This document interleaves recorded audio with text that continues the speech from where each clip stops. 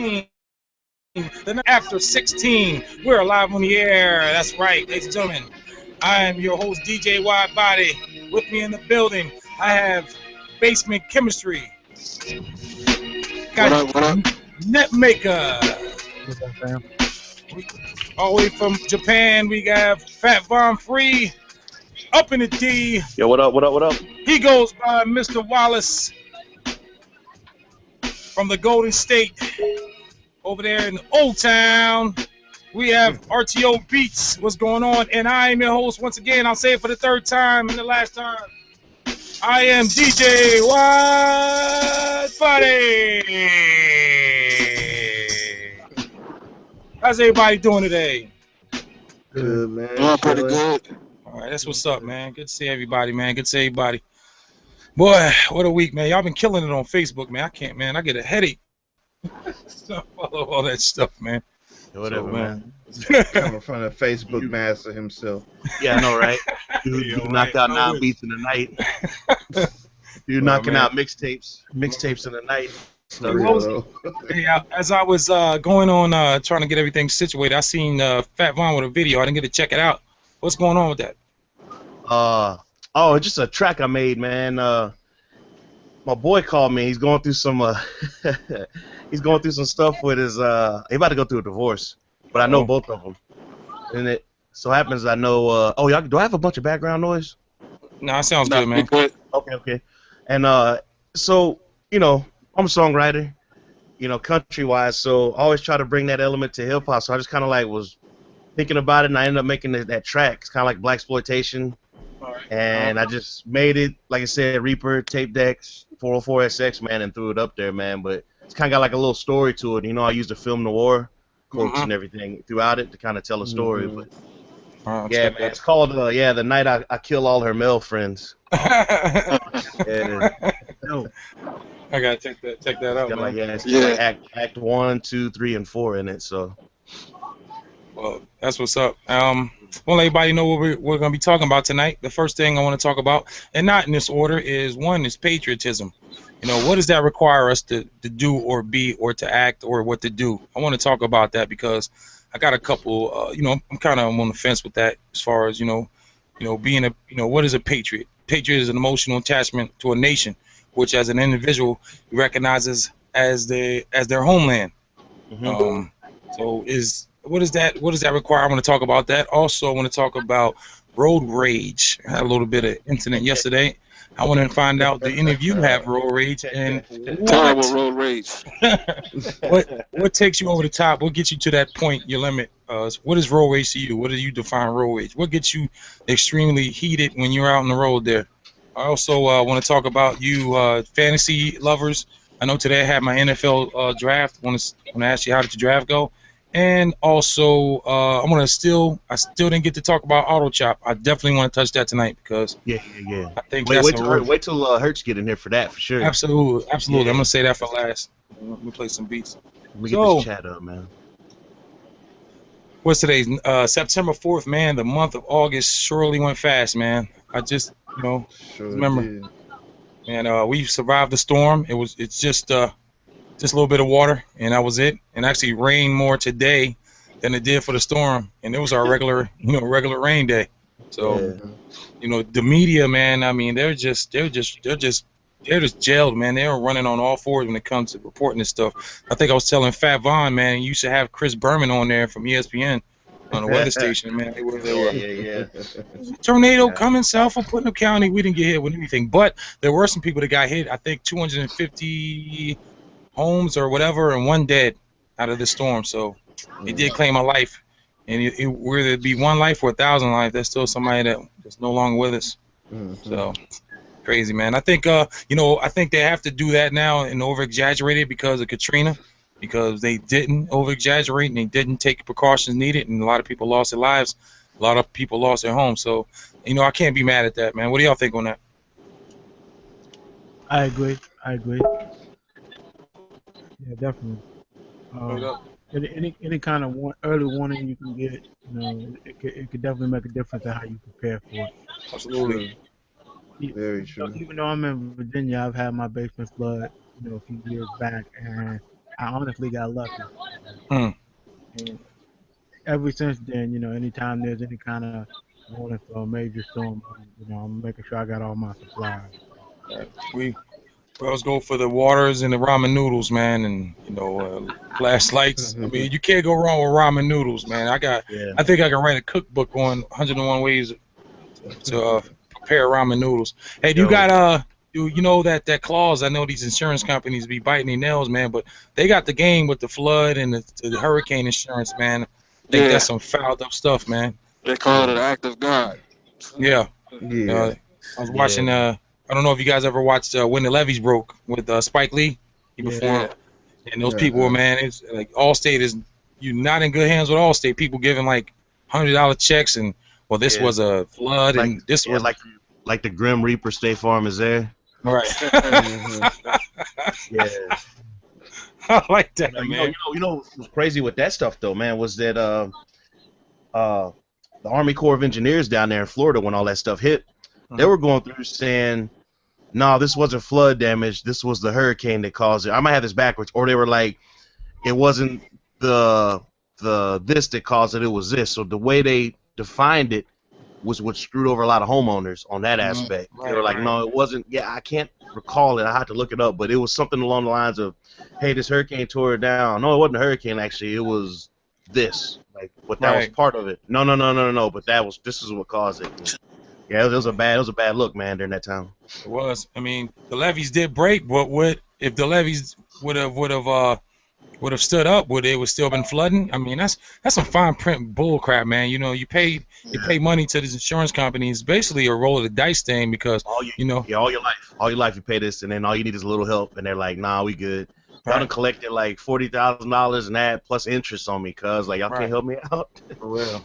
That's bad. I like to see what whoever's running for president, what they feel on that, and what they, because I think these insurance companies, especially being from Jersey, which at one time I think had the highest car and auto insurance in the nation, man. It's Carjacking Central.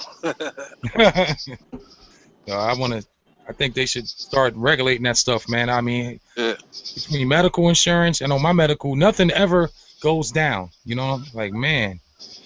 Obamacare and all that stuff, which I think it was pushed. I understand about the new car insurance, car insurance. Hey, and then make it turn your mic up. I can't hear you that good. One sec. Can you hear me? Yeah, I can hear you loud and clear. Speaking of insurance, for example, my school district, obviously I'm in administration, so we have to be careful about who we choose to hire, because you trading off experience and a higher salary for a lower salary and less impact on the general fund. Because if I pay a teacher $40,000, I almost have to add $25,000 to that for insurance and benefits. And that's the total impact on our general fund. And it's gone up I've been in education 18 years, and it's gone up every single year. Every single year. There are people who are choosing jobs nowadays based on what insurance is available, as opposed to other factors. They like, well, I want this insurance and I'm willing to pay more, or this insurance costs too much, so that's why I don't want to stay here. Right. Yeah, you're right. No, that's a real dilemma, actually. It is. It shouldn't be. It shouldn't be like that, though. That's nuts, man. How I sound now? Yeah. Good now, yeah. Maybe Trump will change all that. I don't know. Hey, you think Trump's getting in? No. Did you see him at the black church, though? No, I gotta see that. I heard about it, but I didn't know. When you consider, there's a term that's only been around since the internet has really came to prominence. I mean, I think it's been around before, but the term cringeworthy. Yeah. It was like the most awkward. It was awkward on so many levels. First of all, he was so socially awkward and out of place there. And even when he was swaying to the music, it just was like, oh my God, this is such pandering. It's unreal. Then you got to consider whether or not the people in the church, was the people in the church cooning? Were you cooning? Nah, they was trying to not get shot by Secret Service. Good evening, everyone. Hey, Tasha, what's going on? You come in. So, I hope everybody's well. And based on what Mr. Wallace just brought up, I actually have a little info on that. He's doing it, bro. Come on with it. That actually happens to be one of my old GC customers turned good friends church that he was at. Oh, boy. Okay. And I'm just gonna put it to you like this. I have, you know me, I don't speak out a lot on social media, about certain things because it just doesn't need to be said. Okay. But when I get an email message today saying, "Hey, what up, man? I hope you're well. I just wanted to hit you up and kind of clarify some things with why Trump was at our church the other day." Oh. I'm like, wait a minute, I didn't even hit you up. I didn't ask any questions. Let me explain. I didn't even, I didn't know that it was your church. So there's a lot to be said just with that right there. Wow. Feel like you gotta clear it up. Somebody got paid. Yeah. Real. They got paid. They got paid That's for what that. that means. So when the church got a new basketball court, you'll know why. That building fund got a couple of O's in it. The billing fund. For sure. So let me ask you a question. Let's say you were the leader of an organization, let's say a nonprofit or anything that has some relative relationship to the political process in terms of representing a certain demographic. All right, so I'm the leader of the Ku Klux Klan. Let's go. Okay, you can say that. Well, no. I'm messing Would you let Donald Trump come and speak at your spot? I ain't answering that question. No, I'm joking. No, depends on if it's something you align. If my issues with something align with somebody, and they ain't too far out crazy and such a crackhead, I might let somebody. We're talking about Donald Trump. We're talking about a man that's running for president, that is a known liar, that is a known racist. Not a game. We're talking about practice. Not a game. You saying period. If you say any president, every president that's been up there has been lied. So I mean, no, probably not. Probably not. But I mean, you got somebody that has stood in front of many cameras, in front of many crowds, that agrees with him and spouting some of the most racist stuff. You got some blender going. Get the Hoover vacuum going. I need one of them smoothies made. It's not me today. Fix me one.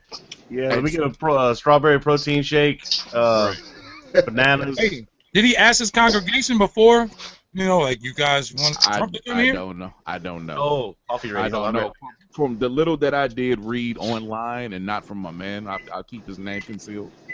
The little that I did read is that the majority of the people there were not of that church to begin with. Oh man, they were just fillers. Yeah. Wow. There's that again. Like I said, when my man reached out to me today, just out of nowhere, and said, "Yo, if you have any questions about what was going on today, feel free to hit me up and I'll let you in." I'm like, okay. What the hell? Yeah, right. So, would he put that in the cooning category or what? I wouldn't say him because he doesn't run the church, but definitely whoever does run the church. Somebody was cooning. That's a major cooning situation. Yeah. Yeah, that's like, let me come over here, look like I'm doing something at your church, get a photo op, you're going to get paid because, we got the money. There's no other way other than money. Yeah. There's no other reason other than money that dude was standing in that church. Right. Period. Right, because after seeing somebody like him on TV saying the things that he says, who within their right mind will allow this man to come in their church and put up that false front like that? Exactly. And again, like I said, from what I read online, a lot of the members of the church refused to go, so they just had seat fillers. Yep. I don't know if they were passing out $50 or $100 bills in return or what. That's sober. Somebody got paid today. He was giving out gifts like Oprah. What, yesterday? Yeah, for real. I mean, that right there is just, man, that is so bad, man. Yeah. That's a bad look, dude. I mean, even down to there was a picture of him. Oh, okay. No, I'm not even gonna say that part. But there was a picture of him wearing like a prayer shawl or whatever. All right. I see this. Talking about Trump wearing it. Dude, Yeah, man. yeah. Oh, no. Like, Staying get with the fucked hell up out of here, pictures dog. All they need to be home was another bucket of chicken. That's it. That's it. No, that's You might- Hillary hey. though. Hey, No, Hillary you- though, she was what she say? What are you carrying in your purse, Miss Clinton? Hot sauce. Oh, yeah, I get hot sauce. Oh, boy. Oh boy. Nah, dude. They might as well have had some chicken and watermelon out there because that's exactly what was going on, dude. Wow. No, next you They gonna was see giving out them $5 Popeye boxes. Something, dog. Uh-oh. snack box. Benny Siegel and Jadakiss. Oh man. Uh-oh. Yeah, that's confirmed the project. Collaborative That's what's project. up. About time. Yeah. Man, That's great. when you were saying that, I was like, hold on, what's going on? Yeah. It's about to be hoodie season. Yeah, it's about to get cold too. I'm about to go order some new black Tims. Hell yeah. Oh, my man. That's what I'm talking about. That should be that's on the right. list, man, with for wintertime, fresh new pair of Yeah, Timbs. man. Black Word. and the peanut butter kind. Dickies hoodies. Black Damn. Dickies. Yeah, we're gonna rob some people out here in Japan. I'm joking. NSA, if you're listening, I'm joking. All right. Well, I want to talk about patriotism. You all know what patriotism is. All It's right, the get out. emotional. Hold on, Tashi. I need you here, brother. Thanks for coming out. Come on. It's emotional attachment to a nation, which it is an individual recognizes as their homeland. What is being a patriot considered? What does it require us to do? I thought this place was the land of freedom of speech, freedom of press, freedom of religion. and all Well, that. before we go any further, and I think I speak for everybody on the panel and a lot of the people that's watching when I say this. Let's be honest. When those terms, ideals, and declarations and whatnot were created for this particular country, they didn't have anybody that was non-white. Hey, hear you. Wallace, Who's I'm that? gonna put this up All right, on you. hold on.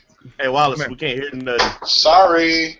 Man. Good Lord, dude. Take out the garbage. Sorry. Go ahead. Building a house over there, man? with the garbage machine? Right. He got a Sorry. compactor in the backyard. But- what I was saying is, all of the ideals and definitions and declarations that were created for this particular country and the people of this country were not created with non-white people in mind. All right. Simple to say. But that's about the best way you can say it, too. Yeah, that's about the nicest way you can say it. Yeah. That's the realest. Just Yeah. think of it this way. When white people have a problem in America, it's an American problem. Right. When black people have a problem in America, it's a black problem. Absolutely. Yeah. Right. Straight up. Yep. Because consider that Colin Kaepernick is using his freedom of speech, and he believes, there are people who actually believe that because he has been successful as an NFL player, that he has no right to have he sacrifices his personal beliefs and rights because of it. Yep. When in actuality, his success is a product of his work and his gifts as well, but mostly his work in the framework of America. Uh-huh. Right. So it's interesting to say, you read people talking about, I hope you get hurt, you got all this money, and you doing this, that, and the third. Meanwhile, white people with money and who are in the public eye are almost expected to be charitable. Mm-hmm. But the charities that they focus on are things that don't encapsulate white people problems, like PETA, fucking veganism. Yo, peace to the guy Harambe. Peace to Harambe. You know what I'm saying? You know what I'm saying? Yo, shout out to And Cecil so Lion. here you had this man that's met some measure of public success, this, that, and the third, who believes that the plight of his people is more important than his commercial or capital, you know, his financial success, because he's risking all of that right now, knowingly, knowingly risking all of that. So, you know, to say this guy, since you're a millionaire, you should be you should sell yourself out. You should have you shouldn't stand up for your beliefs. That's bullshit, man. Right. But shut up and be happy and make your money. But let me ask you this. No. Let me get this in real quick. The thing that trips me out is it's okay when a white entertainer, celebrity, athlete, whoever that's successful speaks on issues. We congratulate somebody them. taking a piss. I know, right? Man, this is always happening through when I'm speaking. I'm about Go ahead. I can't believe it. Turn it down, Mr. Wallace. Screw this paddle, dog. I'm Go ahead, man. I'm out. Right now, I'm sitting down and shutting up. Okay. You gonna sit down and pee?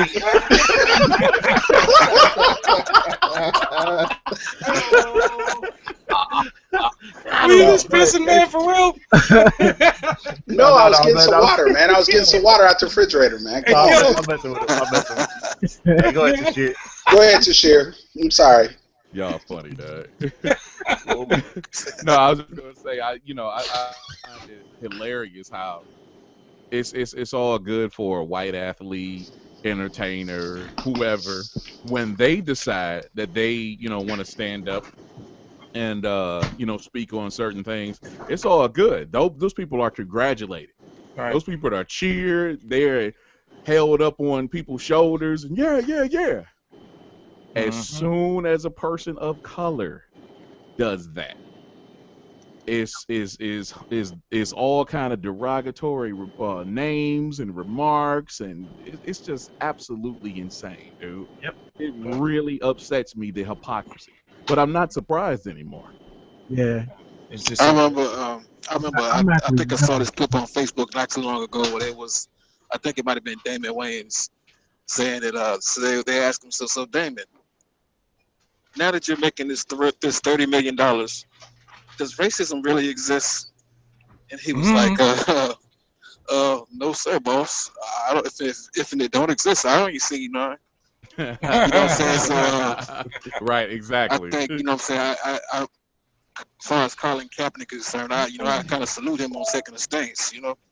But it's happened before. It happened with Ali. It happened with all three, not just the two black gentlemen, but all three of those gold medalists, well, not gold medalists, but those medal winners, right? From the, what was it, 68 Olympics or whatever it was? Right. Yeah. It happened to all three. The white dude, actually, they did a story on him not too long ago because I think he passed. That dude caught it the worst. Right. Because he's from Australia, and he was, what's the word, ostracized?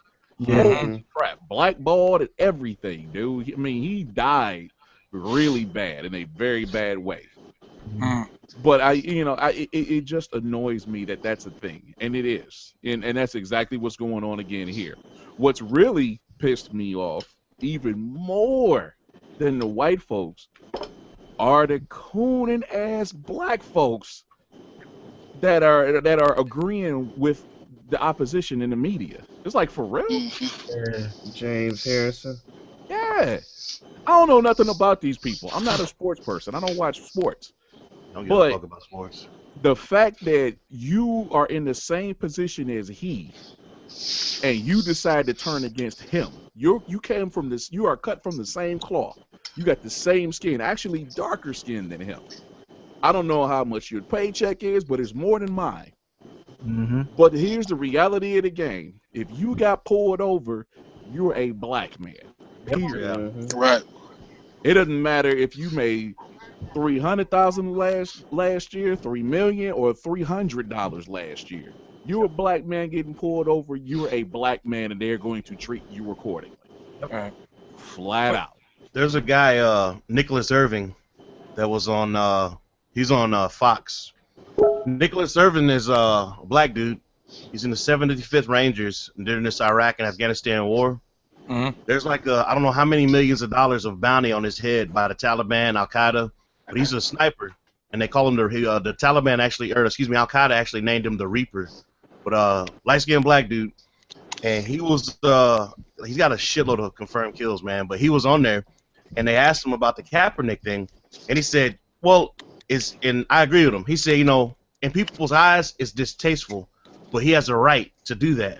And the way he spelled it out is like that's how everybody, even guys I work with, feel about it. They're like, yeah, it's kind of distasteful, but who gives a shit?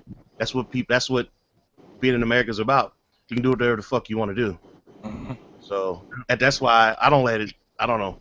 I've never let anything like that bother me. The media's gonna portray us the way they want to portray us. Right. I'm still gonna wake up and do what I want to do. You know what I mean? But you know, well, by the time I die, race relations ain't gonna change. I'm not doing anything to change it. I haven't ever done anything to change it. I probably never will do anything to change it.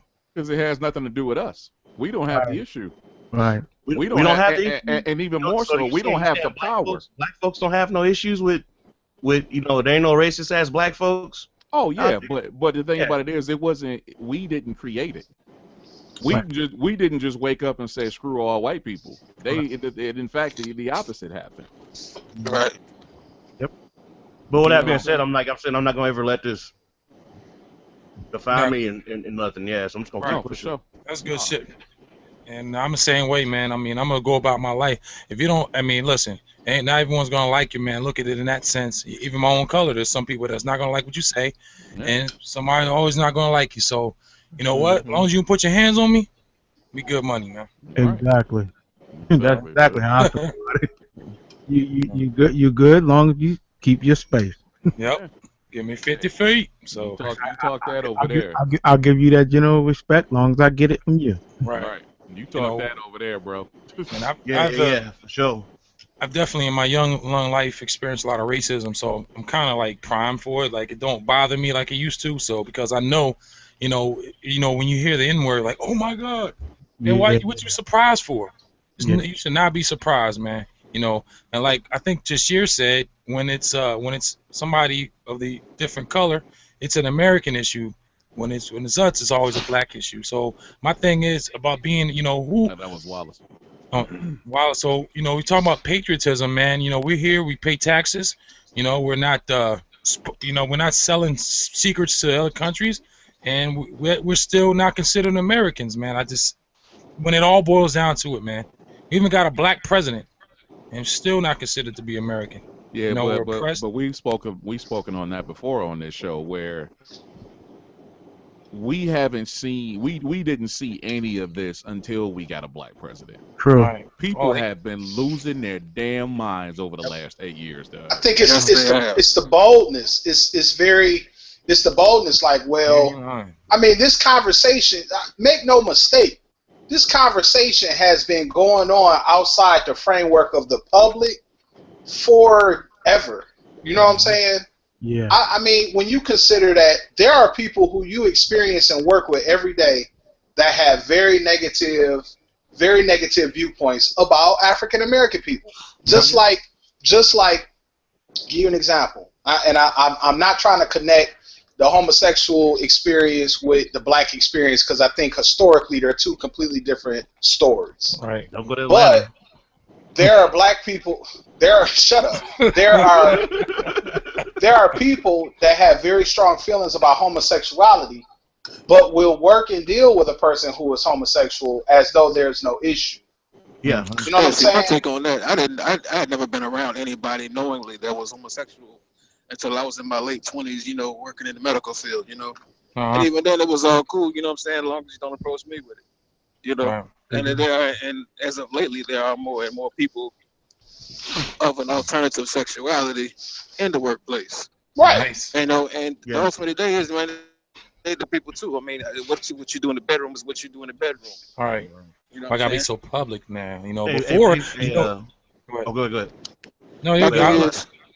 My thing is like my only issue is I can say that is the frequency of what is publicized like on TV, you know, and this whole transgender bathroom thing. I don't get it. I mean, I think all of that should stay behind closed doors. You know, you don't want to you don't expose people to that or force it on people. You know, right? Exactly, and that's my thing with that. Like, you know, a couple years back, you know, there were people that were as the alternative, you know, homosexual, and then we didn't know about it, and it wasn't public. And like, my thing is, I don't care who you putting your thing in. I don't need to know about that, man. Jesus Christ. Right. Pause. I'm saying I don't. That has no bearing on anything going on in my life and probably anyone's around me. Who cares what you do behind? If that's what your thing is, Lord, that ain't affecting me. That ain't paying my bills. That ain't doing nothing. That's your preference. Then so be that. So why has it got to be so public now? You know. Now but the difference is though, we can't change the color of our skin. Right. We can't hide that. Like, we can't do that behind closed doors and then change and be of the mainstream. Now, as far as media, there's a disproportionate amount of homosexuality. In my opinion, there's a disproportionate amount of homosexuality on television and in media, in movies, based on population. Like, black people make up 13 to 14% of the population in the United States. You know what I'm saying? However, you don't have 1 out of every 10 people on a television show being black. But you'll have 2 or 3 or 4 main characters that's homosexual. Right. You know what I'm saying? So, but I ain't trying to even get into all that. We talking about patriotism. I think what it comes down to is, anytime you don't play your role in the framework of American society when it comes to not pumping up America as being the most fantastic, perfect place on earth, you're considered to be non-patriotic. Period. There are people who are of the mainstream who do very unpatriotic things. You know, for example, marijuana is illegal. Marijuana is illegal. Marijuana is illegal. However, there are known marijuana abusers and users that are of the white mainstream that reap no negative effects from it. None. I know. Like Matthew McConaughey, for example. George Carlin, R.I.P. Willie Nelson. R.I.P. Willie Nelson. It's cute. Willie Nelson, the homie. Yeah. It's cute. It's cute. What's crazy when you think about like Clive and Bundy and them, the dude who was in Oregon that was busting at the cops and all that, trying to say we're gonna take over this spot. Was he considered unpatriotic? No, he was actually looked at as the epitome of patriotism. Exactly. There goes my hero. Don't be scary. And let a black person do that. Then you become a terrorist. It won't go that far. No, you see another person laying on the street dead.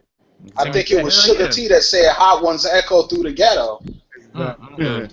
That's exactly what it would be. While on the flip side of that, now, you know, look at the Jews. The Jews don't play that. As far as you can listen to a song and you have Jew in it, and it'll be. I've noticed that during the years. I think I don't forget who had a Jew in there. There was a couple. Michael Jackson. They don't Ice care about us. Right. You let a Jew break up my crew. Right. They bleeped that out so fast, and the thing is, like, they're running everything though. Right. Exactly. Weinstein, Goldstein, Stein, Winkle this, Winkle that. Yeah, man. They run Hollywood. They run the Diamond District. Everything. Man, we I just feel like we're still targets, man. And so we gotta start being together, man, and stop killing each other, man, and come together, man, and we strengthen numbers, man. Too many of us. That's the one thing that, as a race, in my opinion, we have failed to realize that until we come together and form alliances and teams, to build stuff as a collective. We're never going to get to the level of the other races. You know what I mean? Right, man. We have that crab in the barrel mentality. Look, everyone's competing against each other, or I don't want them to have as much as me. That's a part of conditioning. That was a part of the Willie Lynch program. Willie Lynch got a lot of that. But see, the greatest example of that is the black economy, the black dollar. Yeah. We Go ahead. literally hold trillions of dollars that is circulated in the U.S. economy every year. Yep. If we decided to hold that back, Yep. do you know what would happen to this country? It was shut down in a couple of days. Yeah. It would only take a couple of days. And that's like one of the greatest things that can be done, but people don't do it. I've seen it many times over the last, like, what is this, 2016? Over the last like 16 or so years, many times people are like, yeah, don't buy gas on this day or whatever, but it's always, it's never far enough in advance. It never gets to everybody. People feel like, well, you know, everybody else is going to do that. I ain't got to do that. You know, it's never a full 100% effort, or at least close to that type of effort, to where they can really see, you know, to where they can really affect something and see the effects of it. Mm-hmm. Then that's just how we are. It really annoys me, man. And it's a shame you got to think like that, man. But you know what? They don't see us as Americans. So you know what? Maybe we need to act like we have our own country and help our economy out a little bit there. Help the black economy out. I'm just saying, I'm not racist. By far, I'm not racist. I believe I get along with everybody. But I'm a realist, and sometimes my realness comes off as negativity. And I tell people all the time, I'm not being negative. I'm being honest, and I'm being real. And I call it like I see it. I'm not gonna sugarcoat anything. So maybe we need to, help our economy out. Where's the start? We need all these people in here. But the dollar, the money was what rules people. The money is what make people sell out. As somebody would think, a guy that makes $1 million is supposed to stand up because, hey, you're a millionaire, man. You shouldn't. Who cares about your beliefs, man? We own you. Money don't make a man, man. That's that term come from. Money does not make a man. At the end of the day, you're still a man. You might be a man with a lot of money, but you're still a man. You be a broke man with no money, you're still a man. You're still a black man. Still a black or a woman. That's real. But that's the problem, dude. It's trying to get, and I've spoken about this. We've spoken about this many times in this program. The problem is trying to organize, trying to get.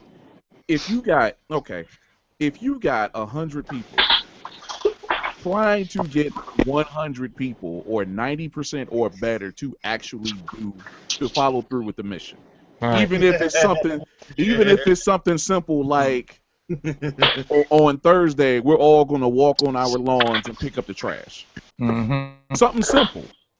Something that requires little effort. Even trying to get people to do that little group to do that simple thing. It's what's the term? It's trying to get cats to. It's trying to herd cats to march. Oh man. Seriously, dude. That's what so annoys me. We all have the capabilities to do this stuff, to actually, have our own economy and build our own businesses and support them and own all these homes and blah, blah, blah. All the stuff that I've said thousands of times. Right. But it's the biggest challenge is trying to get people to understand, agree, and execute. Well, it's that simple. It's always people looking for it. You know what the problem is? Instead of people trying to work and get it, everyone sits and waits for handouts, man. Oh, he made it, but put me on. Hello. Right. You know what I'm saying? Hello. Get your own Hello. shit. It's not wrong with that, but I mean, it's that, or it's well, I'm gonna sit back and wait and see what happens. Right. Mm-hmm. I'll wait. Right. And then when and you got this great opportunity, whatever it may be, that's offered to the 100 people, and 75 of them say, oh no, for whatever, they make up excuses, or they say I'm gonna hold off, or they forget, whatever the situation may be. And the 25 that do reap the benefits, now it's sudden, oh, how can I get on? Let me jump on this right now then. Right. It's like, no, why couldn't you just do it in the first place? Unless you playing a lottery, you gotta work for it. Every penny you gotta work for it. Yeah. And that's the effort. The E for effort. Black unity, definitely, man. That's needed. If we organize, man, and that cop pulls you over, and that cop's a scumbag, he'll probably think a little bit twice before he gives you a hard time. Because right now we're just spread across this place. We have no direction, and like I say, man, at the end of the day, I don't want to put it like this, but at the end of the day, when it's all said and done, people are very tribal. everyone's tribal. The Jews, the Italians, the Irish. You know, you got the Haitians. Everyone's tribal, man. It's more than others, but it's tribal at the end of the day, man. And we we the only tribe that kill our own and that the Willie Lynch. One of the best. Go ahead. One of the best experiences of a tribe thing is whenever you go overseas. Like when I went to UAE, same as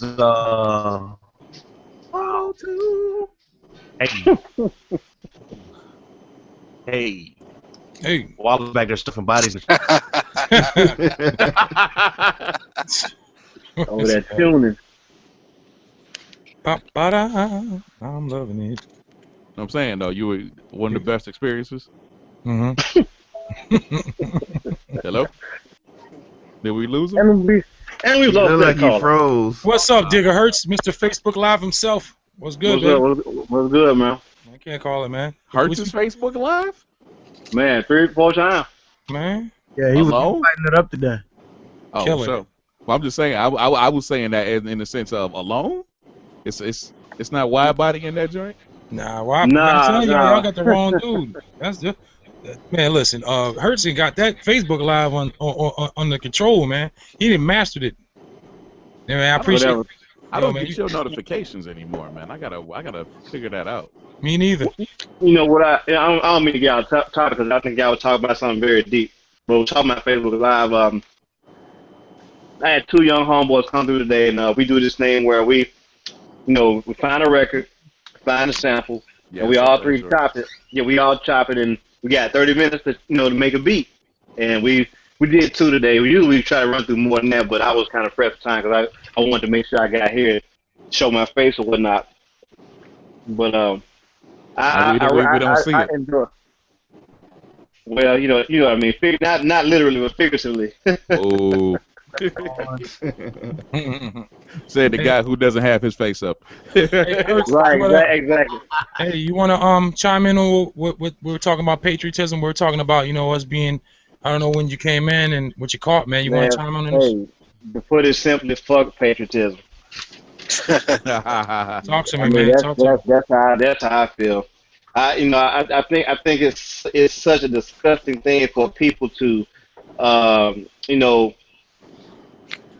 just have something to say about what somebody does and what somebody don't do. Like it was very funny that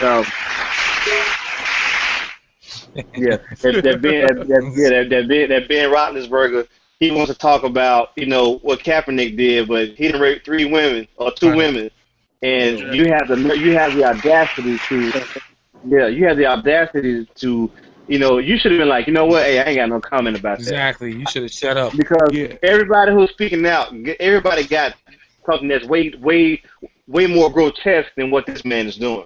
Right. This man actually has a right. He's actually protected by the Constitution, quote unquote, to do the exact thing that he's doing. That's what I'm trying to get at. The thing about it is though, and me and my father had a conversation a while ago, but I was telling him that more injustice in the American flag than the Confederate flag. Yes, sir. So, meanwhile, like when you see the boxcar and stars, you should think it's just a lesser of 2 evils. Although a lot of hate goes in, but there's a lot of sanctioned hate that our government just like when the Ku Klux Klan came here to Memphis or whatever, and they can protest and they got the police officers protecting them. And a Black Lives Matter movement went on here. The police trying to damn near assassinate these people here, throwing tear gas out and all that good shit. So you tell me where that falls under the line of patriotism. You know what I'm saying? I'm right here in the hotbed of that shit. So when it comes to patriotism, I don't feel this sense of country love like most people that don't look like me experience. Like I know when I get up in the morning, I know what I'm facing when I walk out that door. Right. And my whole game plan is just to get home. But in the same breath, I'm not going to compromise who I am to make somebody else feel important and better about themselves as well. So if I got to take what they're going to give, I'm going to take it, because at the end of the day, like you said before, I'm still a man. Right. You know what I'm saying? So you're not going to put me in a position to where I don't know who I am, or I'm going to belittle my work because, you know, you hold a position. Right. Because I'm a taxpayer, I pay your fucking salary. So Right. I'd be damned if you know, you get paid off of my blood, sweat, and tears, but then you want to cause my bloodshed or whatever the case may be. So you know, I don't feel no two ways about it. I actually stand behind Kaepernick, and you know, there's more people. And I looked on SportsCenter this morning. There's more people that are joining that cause, not just paid, you know, pro athletes. I saw a high schooler, a volleyball player, a basketball player do the same thing this morning. I was like, wow. About you know time, what I'm saying? man. About fucking time. You know, but you know, history, you know, has a way of repeating itself sometimes for the good, sometimes for the bad. But those that don't know it, you know, are doing to repeat it. Yes, sir. You know, in certain cases. So like, just like this, you know, John Carlos stance with the black fist in the air, and what people don't know is the white guy that was on the podium, he was protesting with them as well. He just didn't have a black glove that day. Yeah, we were talking about that. Yeah, so my thing is, like, you know, when people tell me about, you know, you know, military, we go over here to fight for your freedoms. Let's be real. Let's be honest. Let's be completely honest about the military. I don't know if I should be saying this live, but I'm gonna say this shit anyway because I always say it.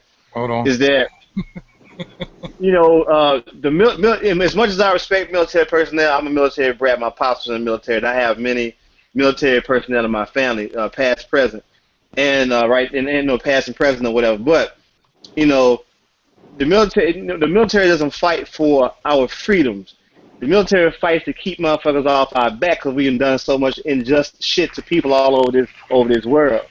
So it's really to keep you know, keep motherfuckers from slicing our throats, so to speak. That's why we, you know what I'm saying, we do a little shit like we put forts and stations in other countries so we can keep tabs on what they doing to kind of ensure that we won't get the okie doke and shit. Right. So definitely, you know, and don't get me wrong, I totally respect, you know, the people who put their life on the line. Some of them just don't know what they put their life on the line for. Yeah. Then when you get home, you know, you're a second-class citizen. I always thought that military personnel, whether it's a war going on or not, those people, exactly, that, and those people should be the first on the line when they come to get employment. How the fuck do you do 2 tours in Iraq, come home, but you can barely feed your damn family, bro? You a veteran? Yep. You know, and be homeless? Are you serious, dude? Like, for real? Yeah. That's how you pay people back who endear their life and, you know, put their life on the line. Man, so that's why I feel the way I feel about patriotism. Ain't no such thing. Hey man, well said, man. That was you know, when I got out, man, it took me, man, almost a year to get a job, man. You know what I'm saying? Real bad, man. Like, man, I watched my pop served 16 years, bruh, in the military. 16 years. And when he got out, man, now as decorated as this dude is, and as much skill as he had that he acquired while he was in the military, that he could not land a job, man, for I'm gonna say about a year and a half, damn near. Well, no, about a year, almost a year. Yep. Decorated, man, got all kind of skills, you know, but they didn't care nothing about that, man. Nothing. What was his career field when he was in? I'm not. You know what, man? I'm so behind. I had to hit him up and ask him or whatever. But regardless of the fact, though, you know, there's nothing in place for people who serve at least do 5 years. There's nothing in place for them. Yeah, I understand you have a certain skill set when you or a certain job when you're in.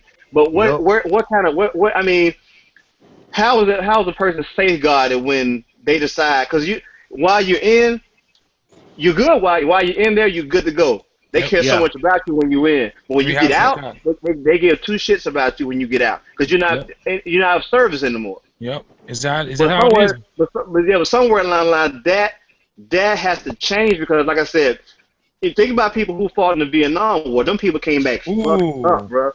The thing is, one thing no one really addressed with that was the level of like PTSD and shit them dudes came back with from Vietnam. like and the much trauma and all the shit that went on there. So that was a big problem. You had psychological issues with these folks coming back.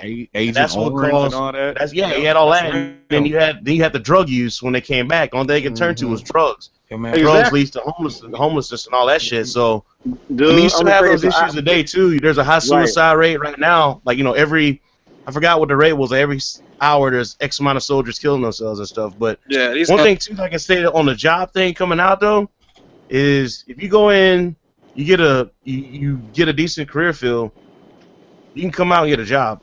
Yeah, there's plenty of programs right now. I love not. You know, I've gotten 14 people jobs since I've been out, and it's about networking too. It's about networking. Exactly, but you know what? When I got out, it was 2 weeks later I landed a job, but I landed a job with no help. Like they didn't like. I was in the Air Force. I worked on jets. Right. I got out a job. But you know, I got a job. I got a job on something I never ever. What do you mean easy transition? No, me when I got out. No. Listen to me. When I got out. Yeah, not transition. I'm talking about in terms of working. You working on planes or whatever. Like you being an aircraft mechanic. You know, I ain't saying like it's no. I was on jets. Never touched or seen a fucking helicopter that I'm working on. So when I got up, they asked me straight up, do you have experience on this? I was like, no. But if you got a manual for it, I'm pretty sure I can work on it. Right. They ran through, checked my security clearance. They're like, all right, we're gonna hire you. Tell you my so. Hey, let me tell you my deal. When I went in, I took my test. I scored pretty good on my test. When I went in the room there to pick my job, I got on the video, I seen a guy on the FCP panel. The FCP panel. Oh wow, this computers. Well, cool, man. I'll take that job. So it didn't even give me the MOS number. So I got home. You know, I was on DP for a while. Went in basic. When I got to AIT, yeah, it was a computer panel, but it was in a damn tank rocket launcher. So I tried to get out. I tried to get out of that job, man. I wanted to go to school. I wanted to do. And I did correspondence courses, but they would not let me out my job because they said it was 100% strength. That job didn't have any civilian count or nothing, man. So that's a lot of that's one of the biggest things people face in the military is they go in, they get a job, and there's no civilian counterpart to it. You know, like that's why I made sure, like, hey, I want to get in this aviation thing. Right. But and at that time, I was just trying to get out with my, you know, because where I'm from, it's you can go two ways, man. You can go to jail, you can die.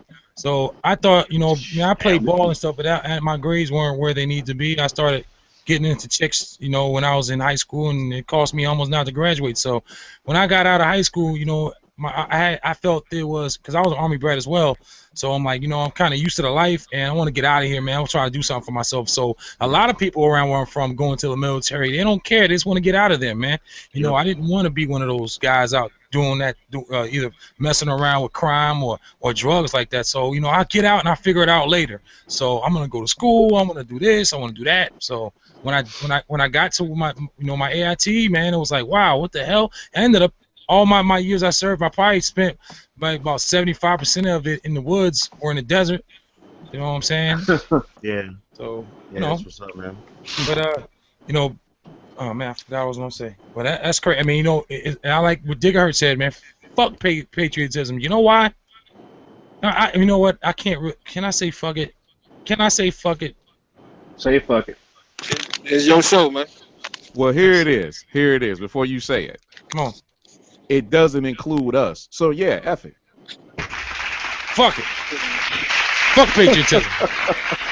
Fuck it all. Until they, you know, they owe us, man. I want my 40 acres and I want a mule, man. Pause on that. 40, I want a 40 acres and a 40 acres and a Land Rover. Yeah, that's the mule, right? All right. The next topic I want to get into, ladies and gentlemen, is road rage. How many, by show of hands, well, how many of you experience road rage? Every day of my natural born life. All right, I want to read a little article to you. This is from the U.S. Drivers Exhibit. Aggressive driving continues to be a serious threat to safety on the roadway, and most U.S. drivers are engaging in such behavior, according to the new research by the AAA Foundation. The study, the purpose of which was to provide estimates of the prevalence of aggressive driving behaviors, found that 78% of respondents admitted to having engaged in at least one aggressive driving behavior in the last year. The respondents were 27 100 licensed driver questions. The most common behavior found in the survey were purposely following another vehicle too closely, yelling at other drivers, and honking to show annoyance or anger. About half of respondents admitted to engaging in at least one of these behaviors. One deadly 2014 confrontation in Fairfax, Virginia, was a result of one driver said to have honked his horn too many times. The two men ignited their cars, and a flat fight ensued, according to authorities. One of the two men died 2 weeks later, and it's crazy. I have been a victim of I've had road rage where if that guy would have had a gun, I'd have been dead. I jumped out my car and ran towards the car, and he put his hand out the car like, oh, he's got a gun. My question is, what is road rage? What takes you over the top when you're out there driving? I'm curious to know. Somebody cut me. Somebody just inabruptly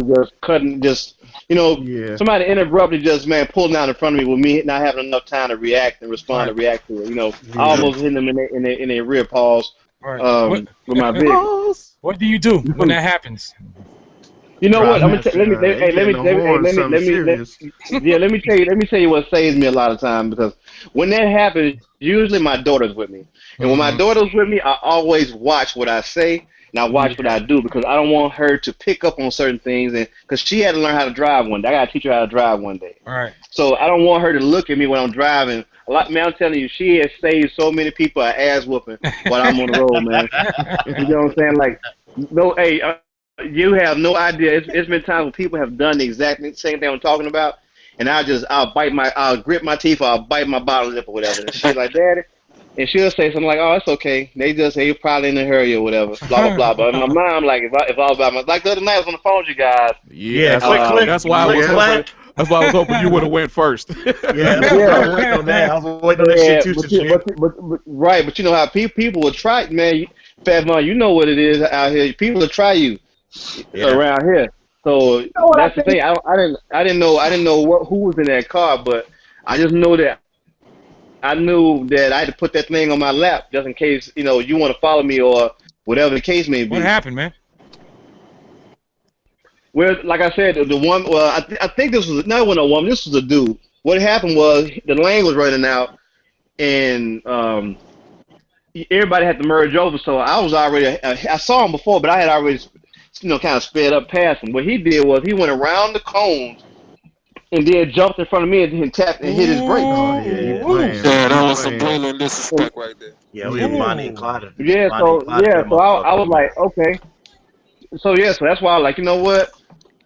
I'm gonna see who this is real quick. So when we got to a point where we can kind of when the lane widened back out, I looked over there and it was kind of dark outside, but I could see the dude mouth some words, and that's when y'all heard the click. Because I'm like, okay. Damn. Y'all, you can see the thing is, I don't bother nobody. I don't fuck with nobody, bro. I keep to myself.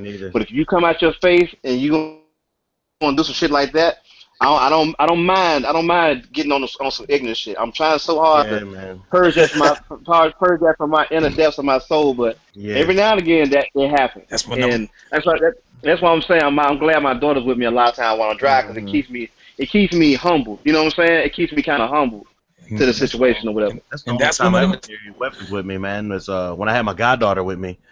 That's the only time when her and her little friends, I'd watch them on the weekends, and they want to go down to Memphis. There's a spot, I can't remember the name, but they want to go eat breakfast there. So I go to Memphis, and that's the only time I really had any kind of weapons with me, man. Kimber 45, 300 blackout. Jesus. Anybody gets around, and all my friends know, and everybody at work. It was the funniest thing at work, because everybody's like, yeah, like Leroy, he's into guns, he don't talk about it. But if you see a little blonde-haired, blue-eyed white girl with him, best know that he can probably hold the block down. That's the only time I really. Yeah, that's the only time. That's the only time I ever carry weapons, man. It's like, This is my goddaughter. This ain't my blood daughter. I'll fuck somebody up, man. Like, this ain't. We ain't trying to have no problems. Hey, man, and Memphis is not like a war zone. It ain't bad. But every now and again, you gonna have some people. You got to look for it. But a lot of times people have, they have these. They just, for some reason, man, between the 8 o'clock, 7 o'clock to 9 o'clock, and 4 o'clock to like 7, 70s, that's when the assholes come out. Stay off the roads between these times. Right, exactly. So a lot of times when I got to go to Guitar Center, which is out, out like in Germantown where my sister lives at, I usually have to wait till wait till like 7:30, 7:45 so I can, or 8 o'clock so go to Guitar Center, because when I get off work, I got to deal with the traffic and I got to deal with people who, everybody in a rush, but ain't nobody going nowhere. That's a damn shame. Yeah. Yeah, I don't know if y'all remember. I think it was last month. I had an IG post that kind of made reference to that. I drive a decent car, and wait, hold up, stop. You don't drive a decent car, dude. You drive a luxury vehicle. Let's get that straight. Two totally different things. Way to put that man business out in the world. I drive a nice car. Okay. I know. What you got? I know because I almost ran into the back of it like 3 Right. So about a month ago, I had this cat. We traveling down the same road. We about to get on I-95, and didn't have any altercation or anything with him at first, but we get on 95, and he decided that he wants to do exactly what you described. Get in front of me. I guess he felt that he had the right to be in front of me, opposed to behind me. He gets in front of me and starts hitting the brake on 95. Oh, no. And See, I'm like, 95 is crazy. I'm like, this person is just hating on me right now. So he did it a good 3 or 4 times, and I'm like, you know what? Oh, hell no. I'm gonna outsmart him, because if this dude hit me, I'm going to jail. If this dude makes me hit him, I'm going to jail. And so I thought fast, and I was able to get off 95 before he can even react. And I said, I told my wife about it. I'm like, I could have easily went to jail today. But don't you know, less than 7 days later, on the same road, I come up next to this fool, and I basically let him know without saying nothing that, yeah, I remember who you are. Wow. He didn't want no part of me, because I didn't tailgate him or anything, but I let him know that, yep, I'm that same dude that you thought wasn't ready for you. But Hey, Nutmaker, you said you in Virginia? Yeah. About what part? I'm down in Dumfries. Okay, I'm up in Richmond, and see, and I know one thing. I've had instances in Richmond where road rage. I've seen people chase each other off the highway, get off the highway onto the main, onto the city streets. Yeah, but it's nothing for people to get to shooting at each other outside the windows. You know what I'm saying? Let me tell you how bad it was. Now, like I said, I ran across the cat less than a week later. I seen him way before he saw me. We was in traffic. Do you know how hard it was for me to not put my car in park and go drag this fool out in the middle of the street? Yeah. And you know what stopped me from doing that? Because my biggest fear is to have some judge tell me I'm a menace to society. Because I'm one of them people that I have the utmost patience and stuff, but once you get it, I'm letting it all out. You're gonna have to shoot. You're gonna have to shoot you in the ass or something to stop you. Yeah, they're gonna have somebody shoot him, please. Shoot him in the ass. I'm gonna let it all out. I tell people anytime I got a lot of pent up frustration, looking for a way to get it out. Cashier, what about you, man? You seem like a calm, cool, collective dude. I can't see you mad, man. You ever get road rage? Oh, okay. Hold on a second. One and done. One and done. Right. One and done. You my man. Hey, you ain't gotta say that after that right there. That's self-explanatory. This should be bad. Oh my God. Hey, man. Hey, true be told, I was scared that day. I was like, you know what, man? Hey, yo, I can't call this dude a brother or a friend. You heard how scared I was. Hey, so next topic. What are we talking about next? But you know what? I in my younger years, and I'm still very militant, but in my younger years, I acted a lot. You know what I'm saying? And over the years, especially through the people that I've come in contact with and different jobs and opportunities I've had, I've learned to actually calm down. So in a situation like y'all just described, it's just a matter of having a particular tone and being very direct, and mofos know to chill out. Yep. Right. You my man's and everything. Right. But I've had a history of it, and a lot of it was not my fault. My wife, she and I were dating, and we were headed to this shoe carnival to go look at some sneakers or whatever for for her son. And so we were riding. It was a guy in a red pickup truck or something like that, and he was driving kind of slow in the right hand lane. So, and I was behind him, so I got over. I went past him and got over, and I excelled, and I thought I had left him, whatever. So, don't you know, man, it was two white dudes, and they followed me all the way till I got the shoe company, because I kept saying to my wife, my girl at the time, this dude following me, he followed me real close in his little bit of in his little driveway or whatever. So, when I parked my truck, he hops out. No, he pulls his truck out in front of me and stops. And so I put my truck in park, and he get out the truck. I said, "Oh no, not today." I said, "Oh, you want to come at me?" I said, "Oh, hold up, bro, I got something for you. Hold up a minute." At the time, I was driving the Chevy Blaze, and I popped the trunk. And I popped the trunk. That dude got in his truck, and he damn near did a figure 8 in the parking lot trying to get away from me. And my wife was like, she was like, "Oh my God, I can't believe we was gonna." I said, "No, you wouldn't have to do nothing. All you had to do was just sit, because I didn't have a pistol back there, but I did have aluminum bat in the back that I always carry with me." And so so I had that with me because I used to play baseball, so I was gonna be giving out some RBIs that day, real bad injury. So it's funny you say. In my altercation, I was going to use the same weapon, because I'm licensed to carry, but I do not carry for that very reason. Right, but I'm usually calm and collected, and like I said, a lot of stuff, even when my daughter's not with me, a lot of times I'm always forced to just make the best of it. Like, okay, you know what, it's cool.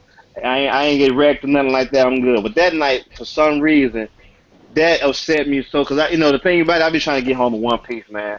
You always hear about people having the smallest of accidents and don't make it home because they were just going to get some ice cream or something like that, and some shit like that happened. You know what I'm saying? So that plays a big part of my thinking, because dude, I have a daughter. I'm trying to get home to see my daughter, bro. If I don't make for no, I might be a lousy husband. I'm a great dad. Talk to him. So, my daughter's not gonna be able to understand why dad couldn't make it back. And I'm a good husband too, but I was just being facetious or whatever. But gotcha. Yeah, man, it's just I be trying to get home, bro, because I like coming home, seeing my family. Then I like coming home making beats. I don't make beats while I'm driving, so I got something to come home to, and I cherish that. Right on, brother. As my wife said, I gotta get home so I can be that mole in the basement. Yeah. Dude, at least you know where you at. Right. I tell her that all the time. No, I've said it plenty of times on this program. When I have had many run-ins with cops, is my thinking is I just want to get home. I'm gonna do whatever it takes to get home safe. Yeah. Flat out. Because my family is over everything else, dog. Yep. Mm-hmm. Hey, that's what's up. Let me ask you a question real quick. I was going home the other day from work. The speed limit is 65 miles an hour on the highway that I'm driving on now. I'm driving probably about 65, 66, 67, maybe 70 miles an hour. And I means 85. I know this is going on. So I was going 90. So he stopped me for going 93 and 60. And it was a state trooper, and there was this watermelon truck going about 30 miles an hour. So at the time that I'm passing this melon truck, it looks like it's standing still. There's a state trooper driving on the opposite side going the other way.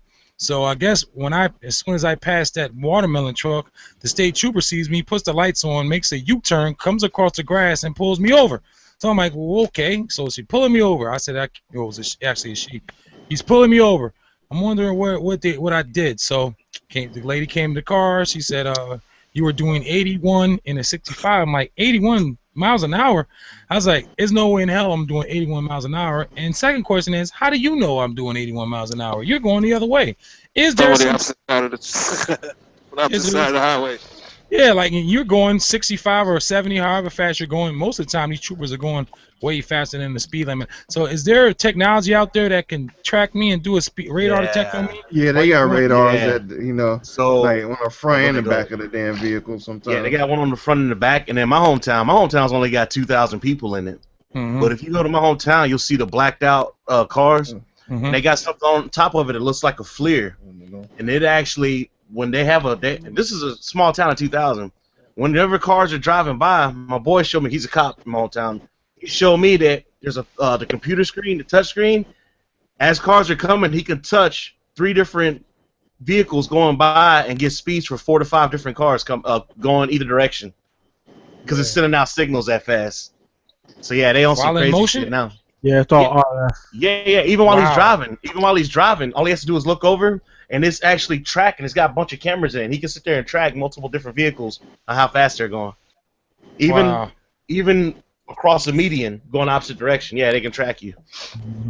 Yeah, a lot of times you'll see cars with the radar facing one way and the opposite way, so they can do that. Yeah, front and back. But then, like I said, on these, you'll see it's just a black ball, kind of like and it's called in aviation we call it a flare, but it's kind of the same thing. But it sends out all these signals, and you can sit there and pinpoint what you want to. Yeah, it's crazy, man. So, about to answer that question, man, the best remedy for this is if the speed limit is 65, set your cruise control to 67. Yeah, that's what I've been doing, man. Since then, because if I'd have went down that day, because you know I didn't have my insurance card on me, so she pulled it up though. I'm like, oh shit. You know, back home in Jersey, you know, they didn't check your insurance. As long as you had a car that was up to date, you were good. So when I went down to West Palm Beach, I got pulled over down there because they were about my tent. Because I went past him, and he was driving in the fast lane. I was like, man, I am driving exactly the speed limit with my cruise control on. And I passed him, and he got up kind of behind me and just kind of like kept up with me. But like I said, he's in the fast lane. I'm in the slow lane. Then he just gets behind me and pulls me over. I'm like, God dang it. So he pulls over. He pulls over. They taking offense down there when you're doing anything better than they doing down there. Trust me, I know. Oh yes. What? In West Palm Beach, hey, they'll pull you over for chewing gum. Yeah, they'll pull you over for chewing gum, blowing a bigger bubble than them. Yeah, so he pulled. So he gets to the car. I pull over, gets to the car. And he's like, hey, how's it going? He's talking to me. And it looked bad because, you know, first of all, everybody says I always look like a thug, whatever. But he comes up and he's like, so I get your driver's license registration. I was like, sure. So I got a car with Texas plates. I got a Tennessee driver's license. And I'm living in Florida. So he was just like, all right, I'll be right back. So I'm sitting there in my car, and on my Instagram, if you were to scroll all the way through my Instagram, there's a picture of it. I took a picture of my rearview mirror. But if you look, you can see my rearview mirror. There's a car. There's him behind me. There's another SUV on the opposite side of the highway, and you can see another cop car behind this car. But then you can also see in front of me, on the other side, there's another SUV facing me, and 2 K9 units in front of me. It's all on my Instagram right now. You can see my rear view and you can see my front. They called the whole squad on you. Yeah. So then they came back and he hung the thing on my window like, yeah, your tent's good. He's like, I could write you a ticket, but you're going to beat it in court, so I'm not even going to worry about that. Then he's like, then I was like, oh, man, I forgot to tell this dude I got a weapon in the car. So I was like, hey, I forgot to tell you, sir. I was like, I got a weapon in the car. And he's like, oh, okay, what you got? And at the time, I was like, well, I got a Kimber 45, and we're about to go shoot rounds off of the Sikorsky. Sikorsky has a range on their compound. And I was like, I also have an AK-47 back here. He started laughing. He's like, just go ahead and step out the car. I was like, all right. So I stepped out the car. He's going through my flag gear, and he's like, so what do you do? I was like, oh, I'm a crew chief, civilian crew chief. Oh, okay, cool. Yada, yada, man. It was a 2.5-hour traffic stop, dog. And I'm talking mad people directing traffic. This is a highway. But people were slowing down, looking at me like, yo, this dude's about to go to jail, man. That dude looked like a criminal. Yeah. So, yeah, one cop holding my AK-47, another one holding my Kimber 45, and then another cop that had just walked up with a fucking AR-15 across his chest, just standing there. So everybody's just like, oh, my God, this dude's about to go to prison. But I'm going to give you a round of Round of applause for making it and being on the show right now. Yeah, for real, dog. We wouldn't know you. All my traffic stops are like that, man. It's just like, first, hey, man, I got weapons in the car. How many? I was like, you want me to go ahead and get out? They're like, you serious? I was like, yeah. Yeah, it's crazy, man. Man, you made, man, listen. Smile goes a long way, but I've had a couple run-ins with somebody that just like, oh, I can tell, oh, you one of them cops. I got you. Hey, blah, blah, blah. I got weapons in the car. Where the fuck are they at? Oh, shit. Okay. Oh, buddy. Oh, buddy. Yeah, well, the cameras here, is it loaded? Not really. What the fuck does that mean? Blah, blah, blah. Keep your hands right there. Blah, blah, blah, blah, blah, blah, blah, blah, blah. Crescent. This. Sweet, we're getting friends. I'm glad. I hope one of them's black. Holy shit, this is scary. Man, just, yeah. I've had some run-ins, but it usually it's all positive, man. I'm always smiling, but I've learned that makes people uneasy, too. Yeah. Rugged Vaughn. They don't know why you smiling. Right. Yeah, I'm always, exactly. yeah. But you high, boy? You high? Yeah, man. Why is this dude so calm right now? Yeah. Rugged Vaughn. When I was in high school, I graduated in '99.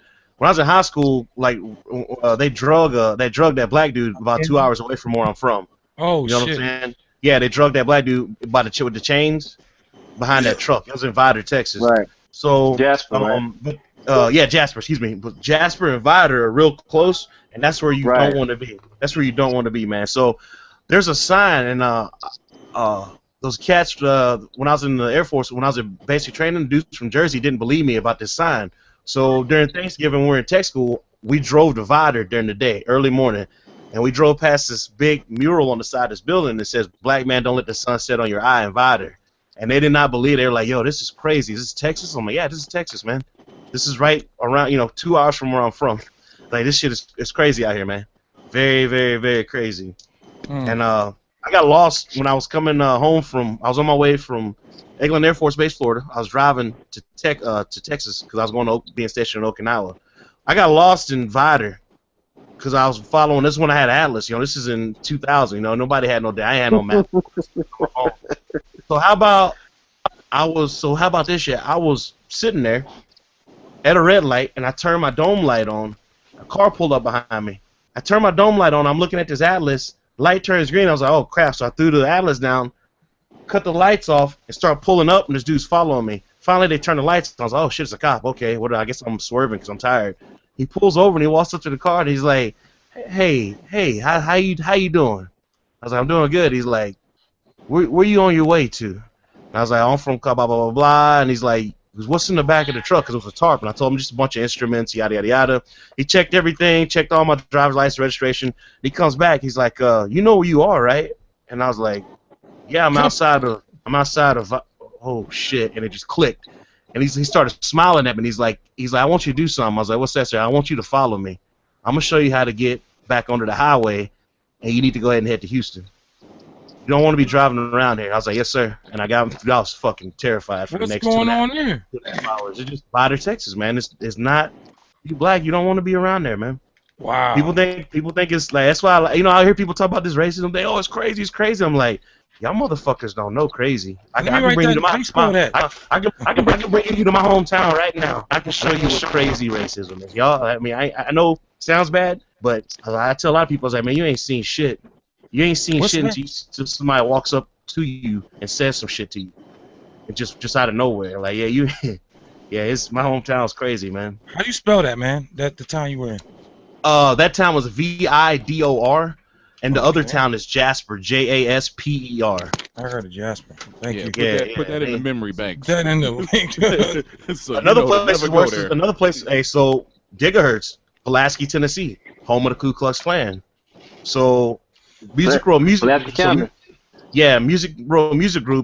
Whenever we shoot music videos, like when we're doing Miranda Lambert's video shoot for one of her singles she put out, there's a lot of bars out there in Pulaski, and that's where Capitol and everything, we all go there and shoot the music videos there.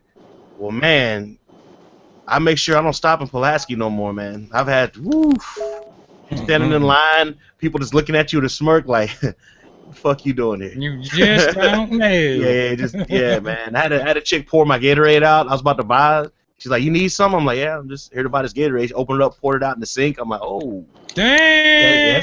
It's time to go. So I'm walking out to the truck, and that dude that was in front of me that was looking at me sitting out there in this truck talking to his boy, and I'm going up to the company vehicle, and one of the interns, white girl, jumps out, hey, Leroy. I'm like, get your ass in the fucking vehicle. Get in the fuck out. No, I just got to go pee. Like, you can hold it. You need to hold it. We got to get the fuck out of here. I'm going to live the day. Yeah. Hey, I just want to shout out Fat Von for, man, escaping all imminent danger and all that shit, man. Right. Get that man an applause. Get that man a gold medal. Matter of fact, give him a platinum medal. That's why, like I said, that's why I'm always like. I mean, it's not funny. It's not funny, but like I said, I just, you know, we always talk about racism and stuff. I'm just like, yo, like, man, I got stories for days. I got some stories for days, man. I had a gun. But it goes to show you that no matter what level you experience, it's still bad and it's still toxic as fuck. Yeah, hell yeah. You know. So it's just what the saddest part with this though is my threshold's higher, which is a sad thing to say, but it's just a thing.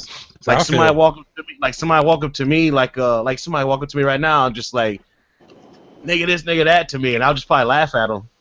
I just laugh at them because I know, like, yeah, like, dude, like, you know, if the day I don't give a shit's the day, like, your whole fucking world will be upside down. But I give a shit, you know. I got people depending on me and shit. So that's shoot your ass. I tell people all the time, man. I was like, dude, like it could really get real if I really wanted it to, man. But I just like, man, I got too many people I like seeing every day. Likewise, yep. That's the thing. I mean, it's easy to become numb to stuff. Yeah. And then my hometown is different. You hear people still use the word colored in my hometown. Those same Jersey dudes. Yeah, those same Jersey dudes. In '99 Thanksgiving, my mom picked us up and they brought everybody down to our ranch. There's these 3 dudes from Jersey. We went over to this white lady's house that I used to work for her husband as a ranch hand. We get to the door, this woman's crying, hugging me, kissing me on the cheek, and she looks at those blue dudes. She's like, Leroy, who's your colored friends? And I was like, this is such and such, this is such and such, this is such and such. And I looked on their face and they looked horrified. I was like, oh shit. Oh damn it. They ain't from the South. So we get done eating, and she made this food for us, dude. She made mac and cheese with wild hog ham in it. She had like all kinds of fried chicken, collard greens, just, you know, Southern meal. We get done leaving. Quick question. Yeah. So quick question. Is that because she didn't know any better, or is that just because? No, it's not her not knowing any better. That's culture where we're at. That's just the way it is. Yeah. And so then when we leave, she gave me 2 pecan pies, a cheesecake, and like 2-3 plates of food apiece for us, and a plate for my mom and stepdad. Damn. So we're in the truck, we're in my mom's dually driving back, right? And we're sitting there, and them dudes looking like just like they ain't saying nothing. We finally get out to our house kind of close, and they're like, yo, hey, Freeman. I was like, what's up, man? Was that woman racist? I'm about to wreck my mom's truck, man. I was like, racist? I was like, yeah, this woman's so racist that she invited me. She just invited me and 3 other black dudes she ain't never seen or heard of or even knew existed, and cooked all this food, hugging, kissing, and crying, talking to me. And we just, you know, left her house with all this shit. I was like, nah, she's not racist, man. It's just that it's different down here. You know, it's just different, and they're just like, man, I don't know if I could deal with this shit. I'm like, all right, you dealt with that food though, didn't you? Sure the hell did. You best believe they ate that. Yeah. But yeah, you know, you could say it's, you know, behind the times. It's just that, it's just the culture there. You know what I mean? Like, it just is there. And you know, like I said, my threshold is different. You know, some stuff that bothers some folks don't really bother me, and stuff like that. But yeah, it's interesting, man. So do you run into racism out there in Japan? Good question. Good question. Cause all the time. That man get looked at like you're an alien out there. So everybody knows, like, you know, Japanese people are respectful, they're nice, they're this, they're that. They got terms for mixed kids. I forgot what it was, but it's like, you know, I forgot what the N word is in Japanese, but they be slinging that shit to kids, because, you know, you see a lot of mixed kids. You see a little girl like, oh, she kind of like a little mulatto girl, got the nappy hair. Yeah, her dad's black or whatever. and but you know, kids will tease them in school at times. You know what I'm saying? Even my boy, his daughter's Japanese and black, and he's like, yeah, man, parents be saying shit to her all the time. I'm like, yo, that's crazy. But yeah, you get it out here. Yeah, I'll tell you what's worse for me out here is not even Japanese folks, it's the fucking Nigerians, man. The Nigerians out here on some bullshit. Same way here. You know, because they come up and you be like, hey, what's up, man? How you doing? They just kind of mean mug you. I've had dudes out in Rapunki approach me and shit, running their mouth. I'm just like, dude, not today, bro. You are not black. We are the real black. Yeah. But the first, and they be like, yo, like, you know, you ain't the real this and this and this. But then the girl be like, yo, what's up? What's your name? He be like, Joe. Where you from? New York. Like, bitch, please. You ain't never seen it. You know, they hate us, but they want to be us. They want to be Americans so bad, you know. Yeah. They got a lot of them where I'm from, and you know, I mean, I don't get along with half of them. You know, just rude. Yeah, I don't get it. Yeah, man, hell yeah, mean mugging all the time, like. You rude son of a bitch. Yeah, you from Africa? Where y'all rocking Timbs at in Africa, dude? Fuck out of here. It is too hot for Timberlands where I'm from in Nigeria. Yeah. It is very hot here. It is not hot like it is. But yeah, there's some racism out here, man. Wow, about your African accent is almost Will Smith. Yeah. It's Zamundan. I didn't know. All right, guys. AKA Simmy. Telling you, the boy got his own money. When I say his own money, I mean his own money. You did it this time. Now I want to get on to. Hey, so hold on. You gonna just skip me, huh? Oh, my bad, RTO, my bad. Damn, I feel bad. Hold on. What the hell you doing, bro? Let's bring in RTO. RTO, please. Man. Here you go, RTO. The whole let me just rage. point out the way he started that joint out. Man. How the fuck you gonna skip over me? Go ahead, RTO. Talk that stuff, brother. That's what crying first. Man. So yeah, I was a truck driver for about 10 plus years, somewhat. Actually, more. I'd say like 14 years.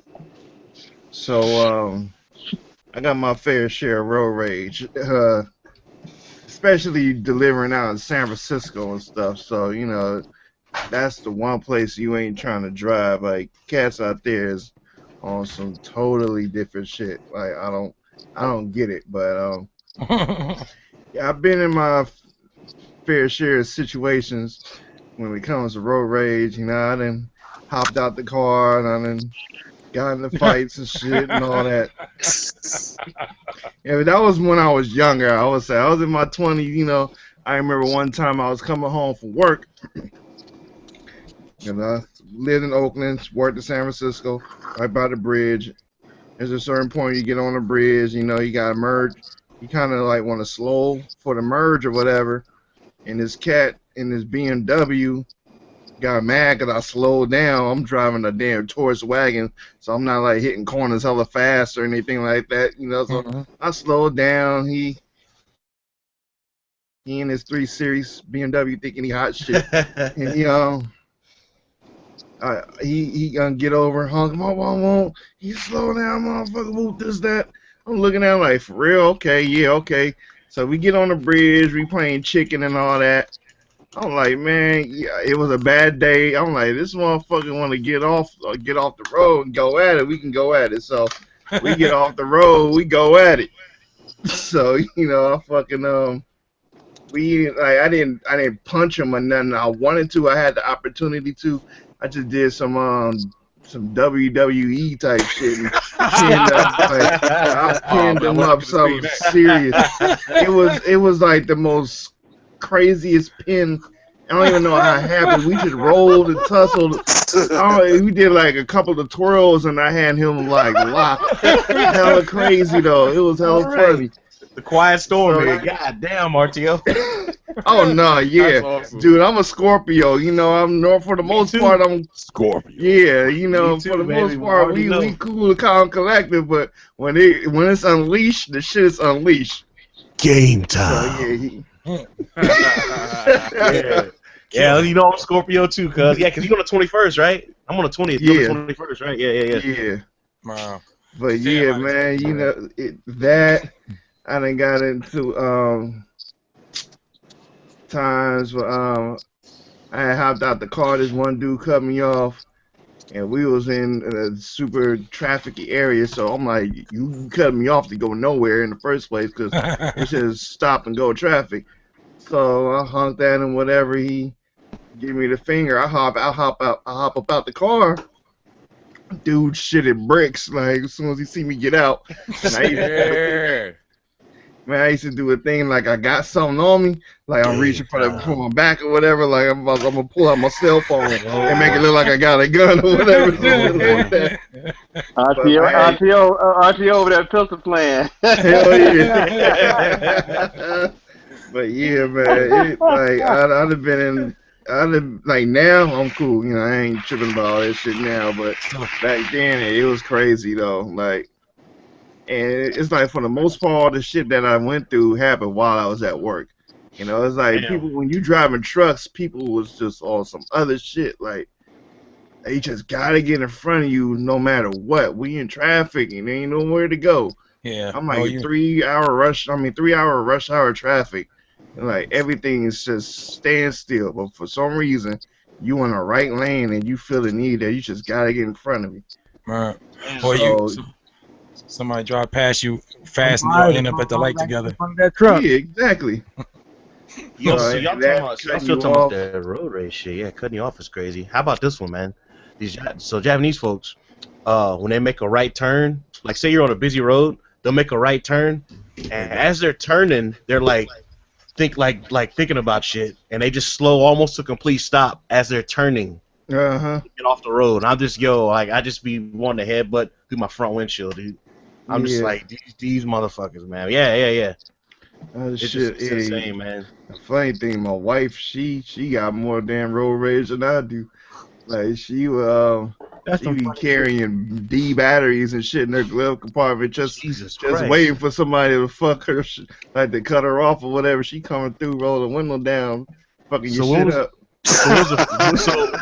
So I got a question for you, RTO. When was the first and last time you ever told her to calm down? The answer is I remember it. There it is. Never. It was the day after my surgery. Be careful, cause she is listening somewhere. So be careful, you're hustling. Look out! What the fuck you mean, fat boy? Oh shit! I hear her talking. Yeah. I hear her talking. What the fuck you mean, fat boy? Oh shit! Nigga hurt since you? Nope.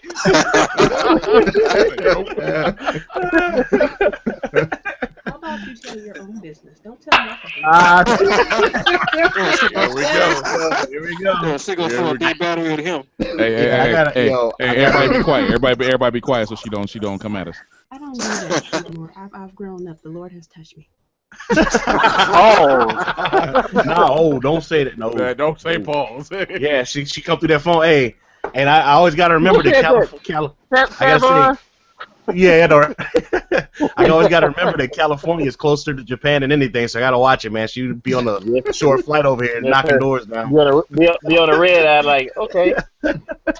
This is right here. Here, just knock on my door. Fat Von, what's good, cuz? Oh, shit. I'm getting dressed. Sorry about that. I had to take a dookie. Oh, come on, man.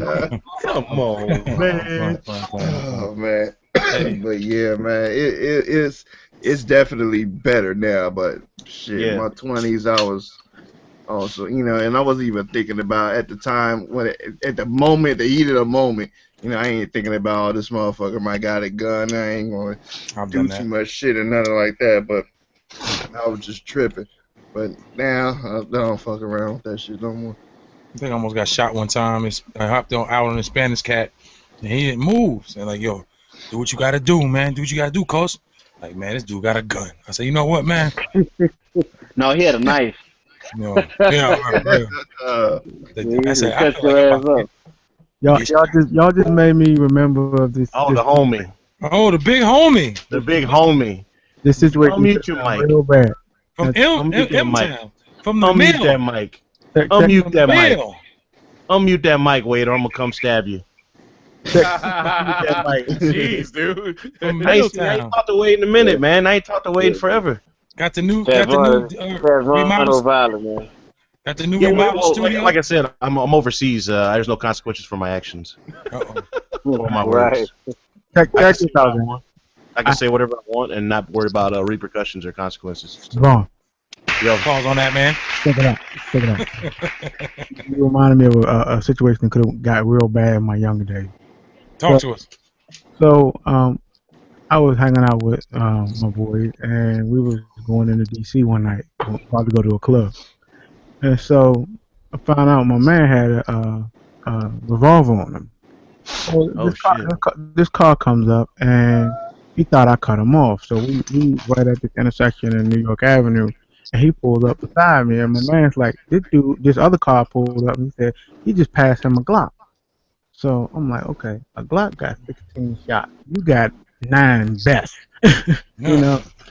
And all this happened right in front of a church. So I'm like, okay. I'm in my mama car. I'm with these two dudes. I ain't trying to die out here in D.C., right? So the light turned green, and it's car traffic coming. I slammed that joint because I was driving a Camaro at the time.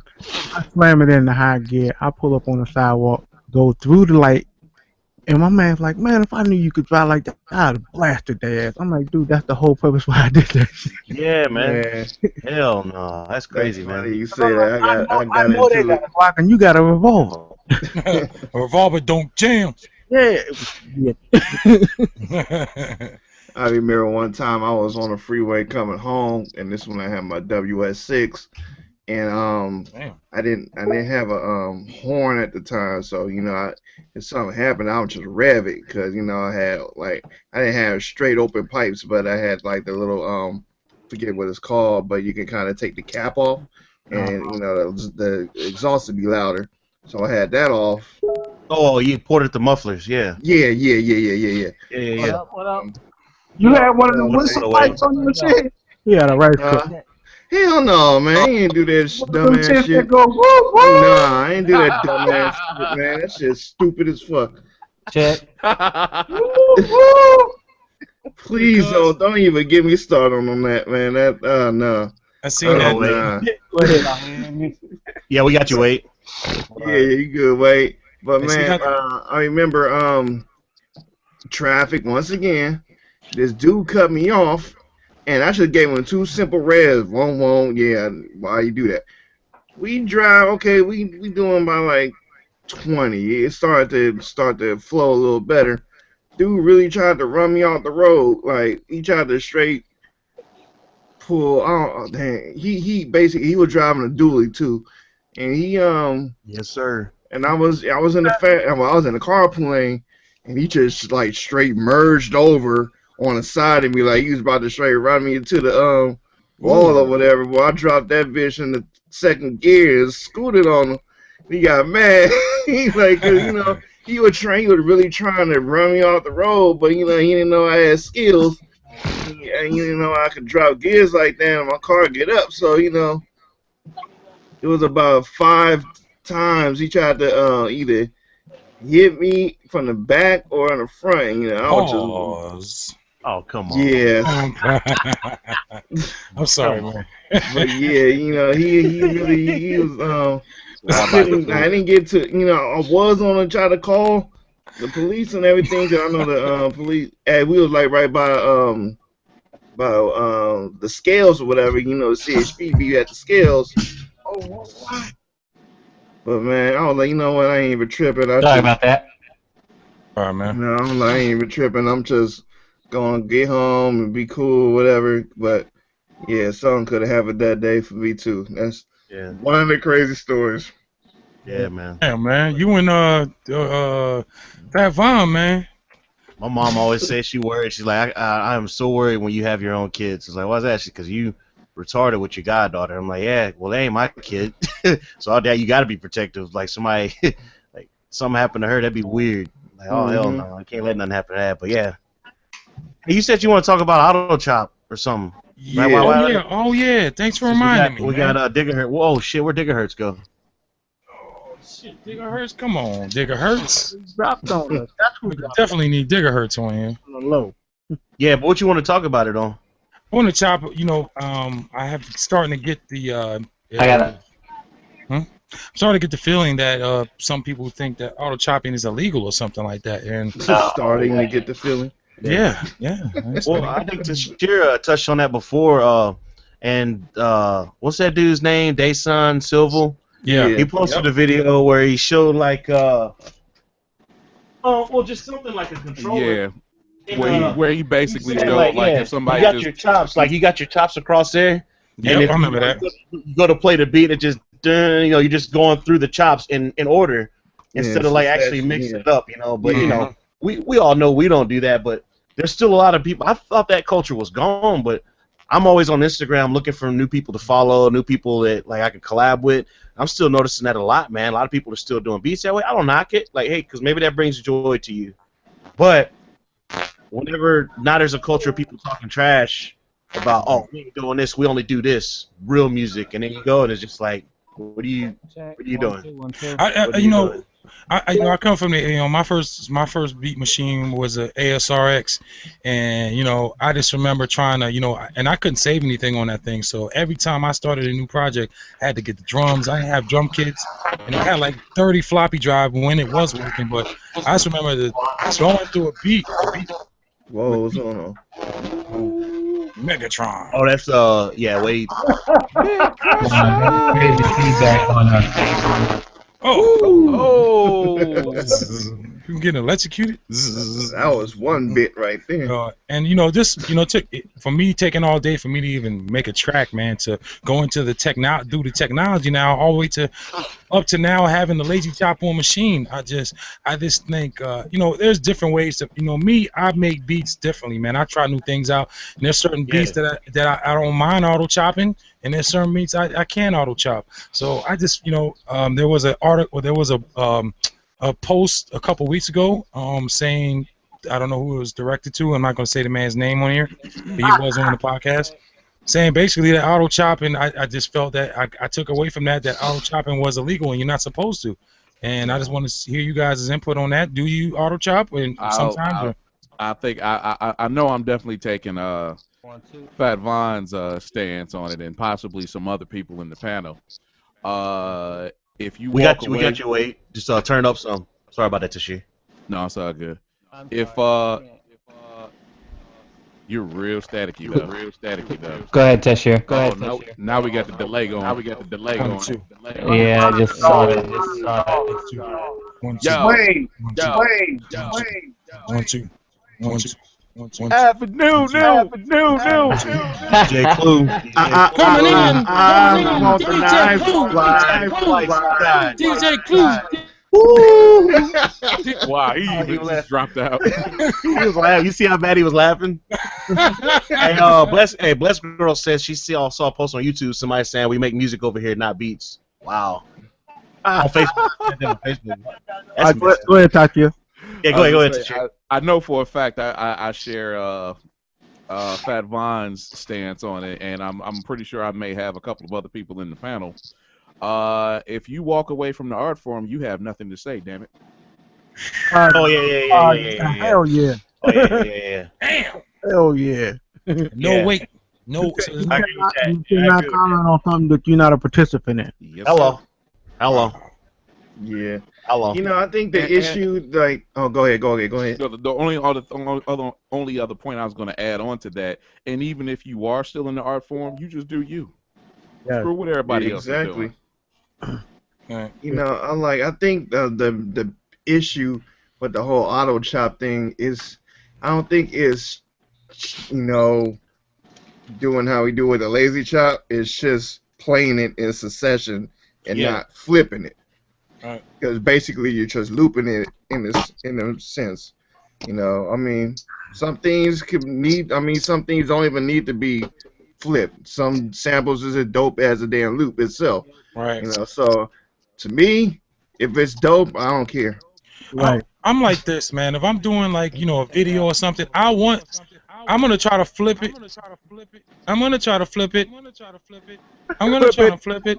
Flip it. I'm gonna try to flip it. Flip it. Flip it. Flip it. I'm gonna try to flip it. Yo. I'm gonna try to Can flip I it. have the knife? Please. Oh man, hey, Bless Girl said this Is dude that was a a fan? guitar player who said that he was serious. Uh-oh. You ain't talking about me, is you? No, I'm joking. So, at one point, I do want you to hear what the original sample is. If I'm doing something like that, I mean, like that.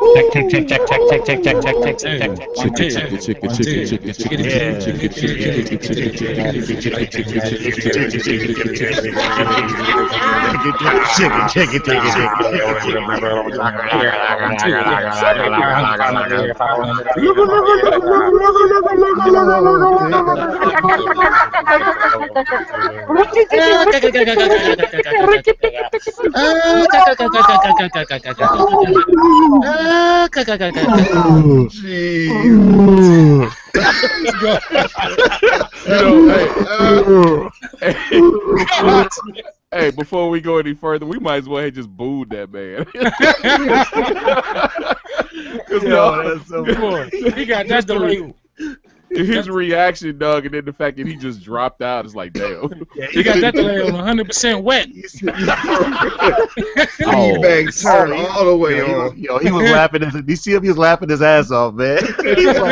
he's like, I can't stop the chaos. I can't stop it. Damn it, I really want Wade to come back in there because, man, I ain't talked to Wade in a long time. Yeah, man. Come on back, Wade. Bring that mushroom mic with you. Oh, Pause. Whoa. Yeah, Dad, you gotta turn the SP on for that one, Fat Mom. Deep, yeah. All kinds of games. talking about out of top. I mean, like everybody said, as long as what you do, it comes out dope. It don't matter how you do it. Right. I realized something a long time ago, but I really confirmed it today, being in the lab. Everything I do is different than most cats I know, and it's like to the point it's like, damn, I'm weird. I make some weird ass music to me. That's good though. That's but what it's like, you know what? I'm cool with that.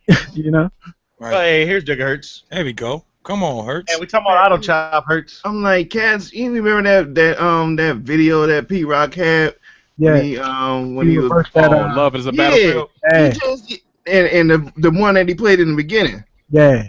Yeah, that disco joint or whatever. I was searching or something like that, wasn't it? Yeah, no, I think it's something else because I think I found the sample. It was like a disco joint, but it had like some soul in it or whatever. Mm-hmm. But he played that in succession. He just played it backwards. Sure did. Ain't no one saying nothing about that.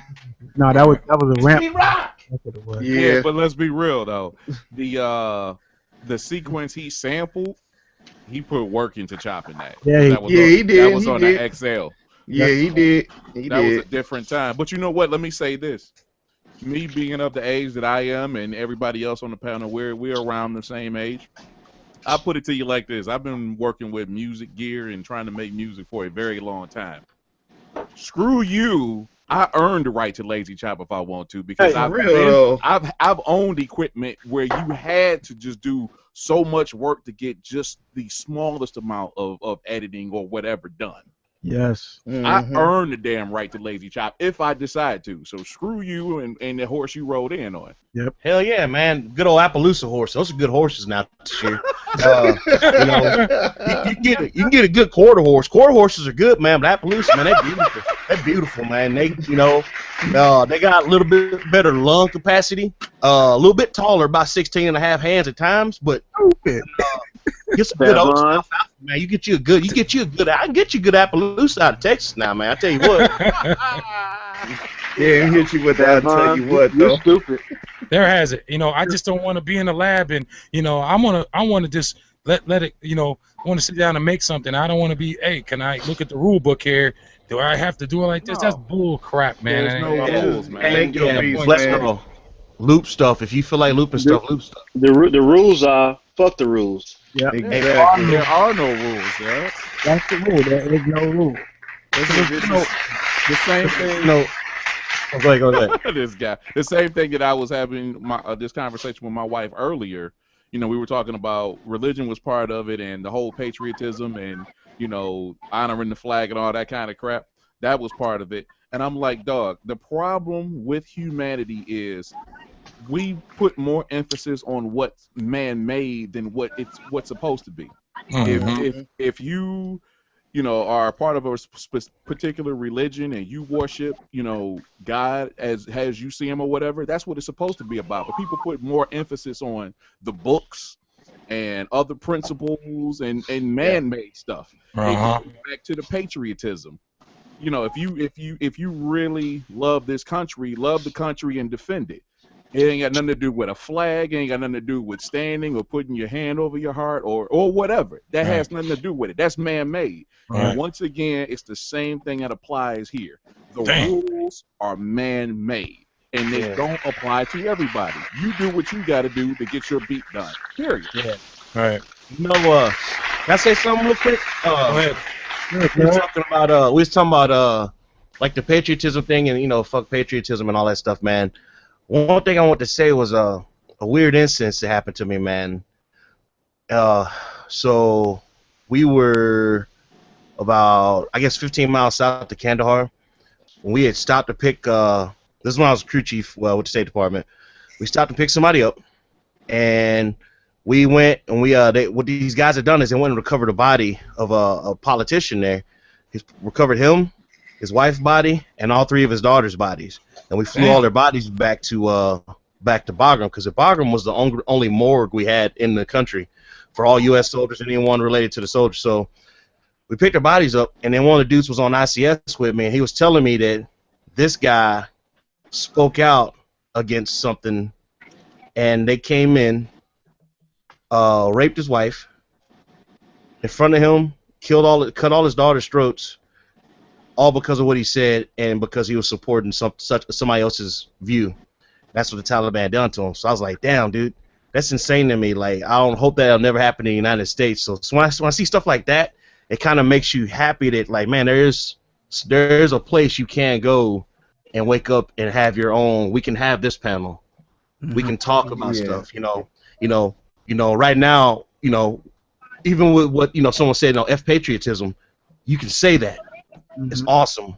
You don't have to get off here and wonder, like, shit, hope these folks don't come through and cut my throat, kill my wife and daughter and all this kind of shit, man. It's kind of dope that we had that platform, you know what I'm saying? So I understand what y'all mean, though, when you say, F that, because it's just a weird balancing act with me. It's like, yeah, F it to a point, then F it on these things, but I do feel y'all. So I just want to say that because, like, I do agree. I agree with y'all 100%. Well said, man. Well said, Favon. Well said, brother. Yeah. I mean, when it all boils down to it, I mean, we could be living in Somalia somewhere or somewhere crazy, man. Yeah, don't even start on Africa. Or in China eating fish heads and rice and shit like that. So, messed up. Let me say this, because it's a phrase. It's a phrase that I say quite often, and I'm one of two blacks in my office, and it's been that way for years.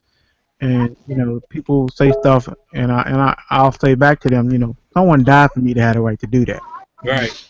And because I tell everybody, if I was born 40, 50 years earlier, they'd have had to kill me quick. Oh hell yeah! I love looking at white women, dog. Ain't no way they could have killed me. Applaud that, man. Applaud man. Yeah, I'd have got drove through the streets and castrated and shit. Applaud that, man. And then it's like, like you're saying, I mean, I have a right to my thoughts. I have a right to my. Hell yeah. We all have the right to do that. We have a right to have this panel.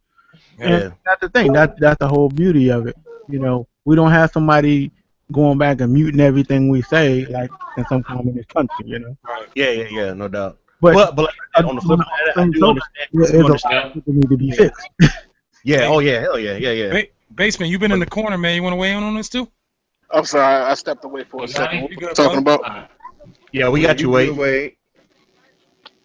What's good, talking about? We're talking about, we were on Auto Chops. We went back to patriotism and Let's jump back on Auto Chop. Auto Chop? Yeah. Well, I'm an Ableton Live user. Hey! You know what I'm saying? So, All that, man. Yeah. Sit down that, somewhere, man. Fat Von. All right. You know what I'm saying? I use the warp feature, you know what I'm saying? But I always go back and adjust my chops, you know what I'm saying? Because, like, you know, as far as sampling concerns, me personally, I don't sample melodies. I just sample the notes. What, you on a bus or something, man? My brother. Yeah, I thought yeah, he I'm was on on a a charter plane. bus. All right. I'm on a charter bus on my way back from my wife's family reunion. Applaud that, man. Yeah, look, I was gonna Right. say, I look like a tour bus. I thought he was on a plane. Finally, I hear somebody say something similar to what I do. You want? You know, yeah. But yeah, I warp my sample, you know, and I'll use those initial transient markers. But I always go back and, you know, adjust things, you know, to fit, you know, what I'm trying to do with it in a particular track, you know.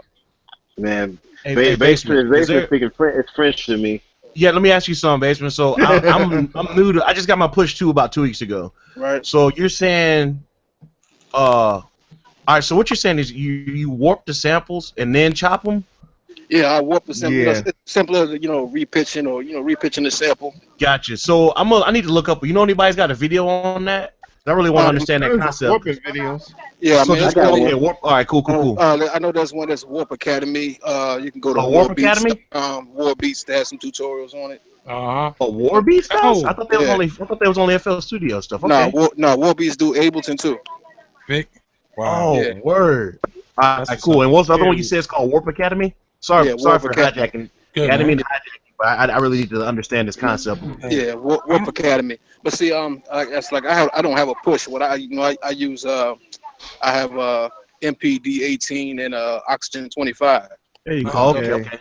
You know, so So what you do, you warp it and you slice the MIDI, and you got a certain preset or whatever, like AMPC chop preset or whatever.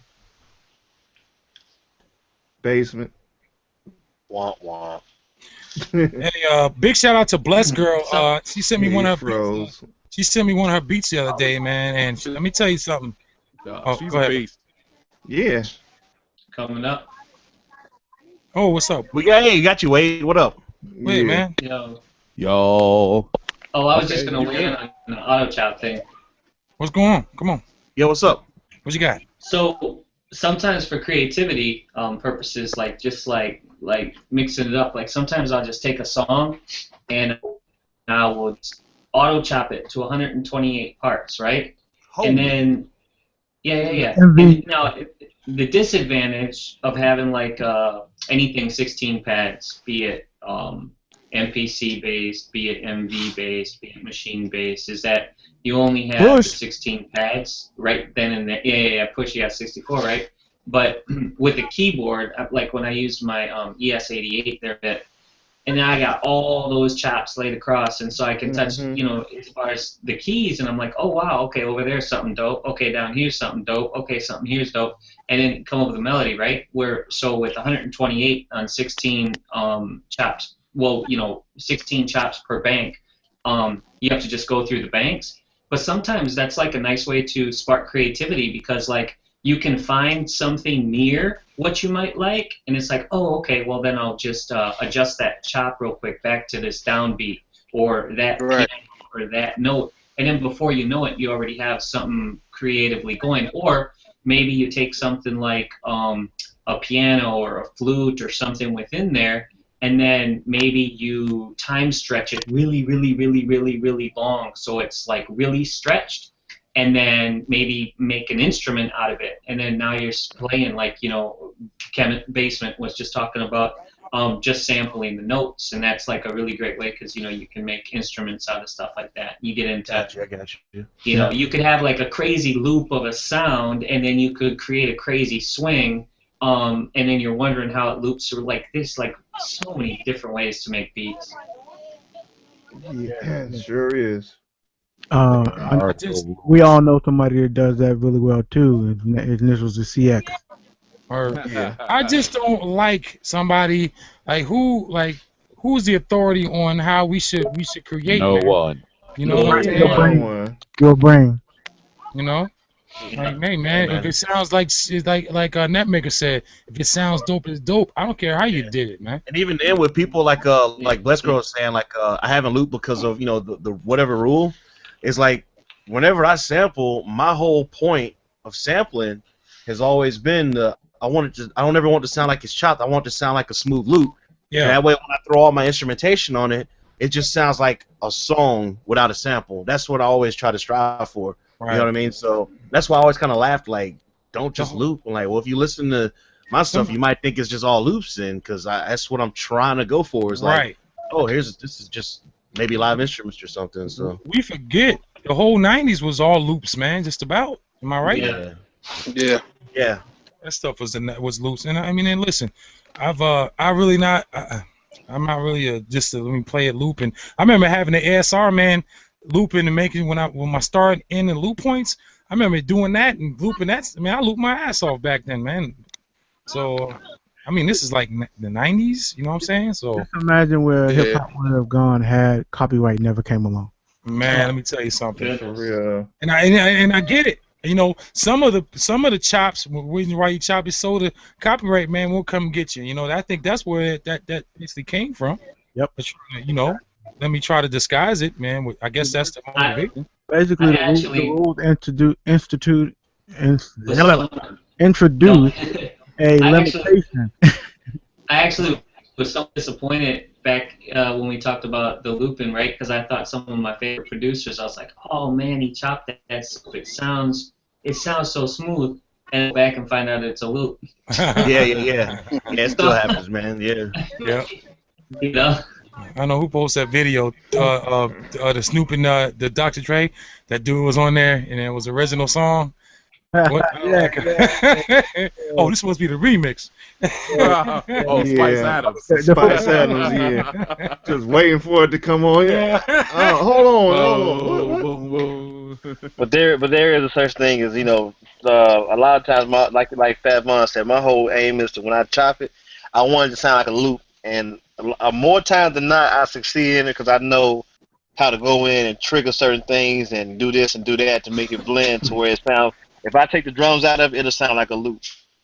Yeah. Mm-hmm. Yeah, that's Seamless chops.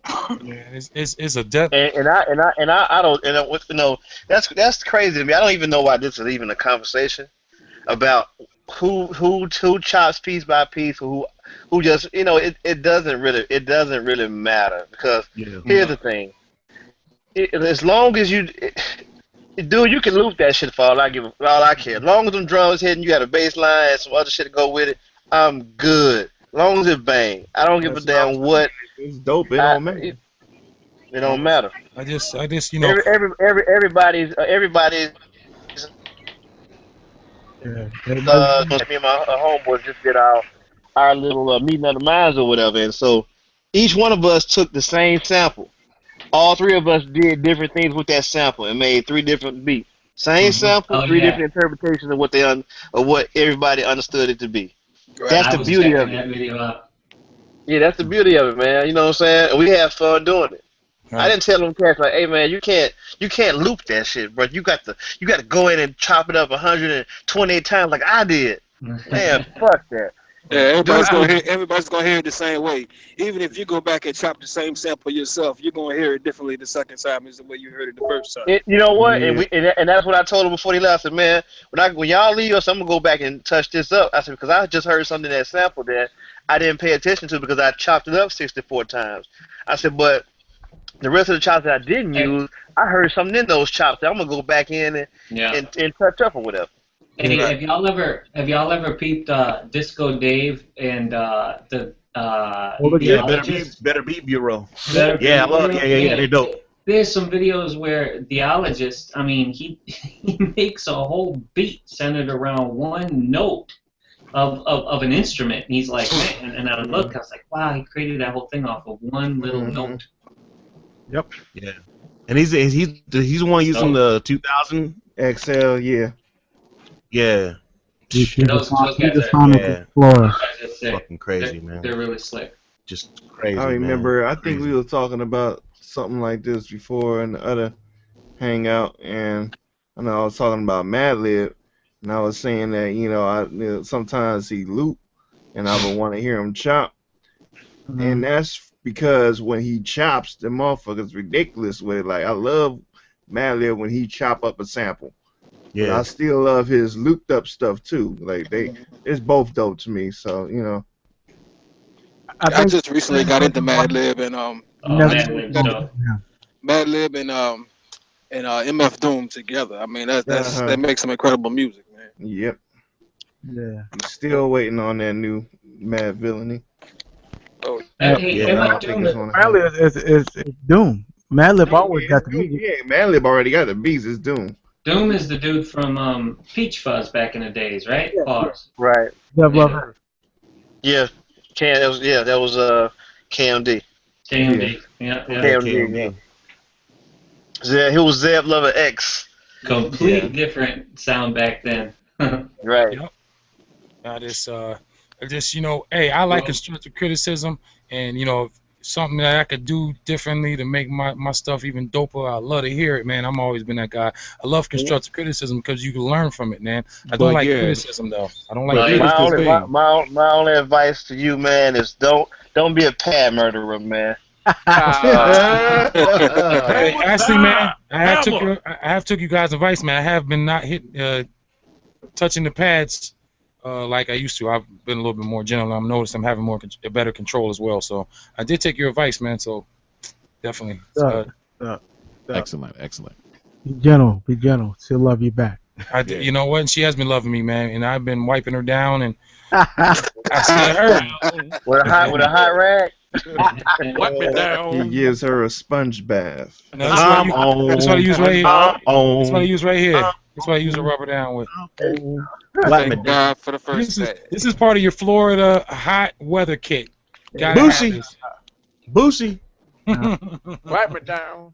Anybody here in fantasy? Anybody here do fantasy football? Yep. I lost too much money last year. I haven't done that in about almost 10 years. Wallace was trying to get us to do a football league, man. Not too late. Is it too late or what? I did my draft today in one league, man. Yeah, I did my draft today in one league. Ain't it? I got Aaron Rodgers, my starter right now, man. Hey, check this out. Chris Ivory went to the Jaguars. I got him as my running back, and I got some other cat, but I missed Antonio Brown. You doing defense too? Yeah, we got linebackers, we got defensive backs, and we got linebackers and defensive backs. That's it. Okay, cool. Yeah, that's what we was rocking to. Yeah, I took a break this year. I lost way too much money last year, man. Really? I gotta take a break. Yeah, man.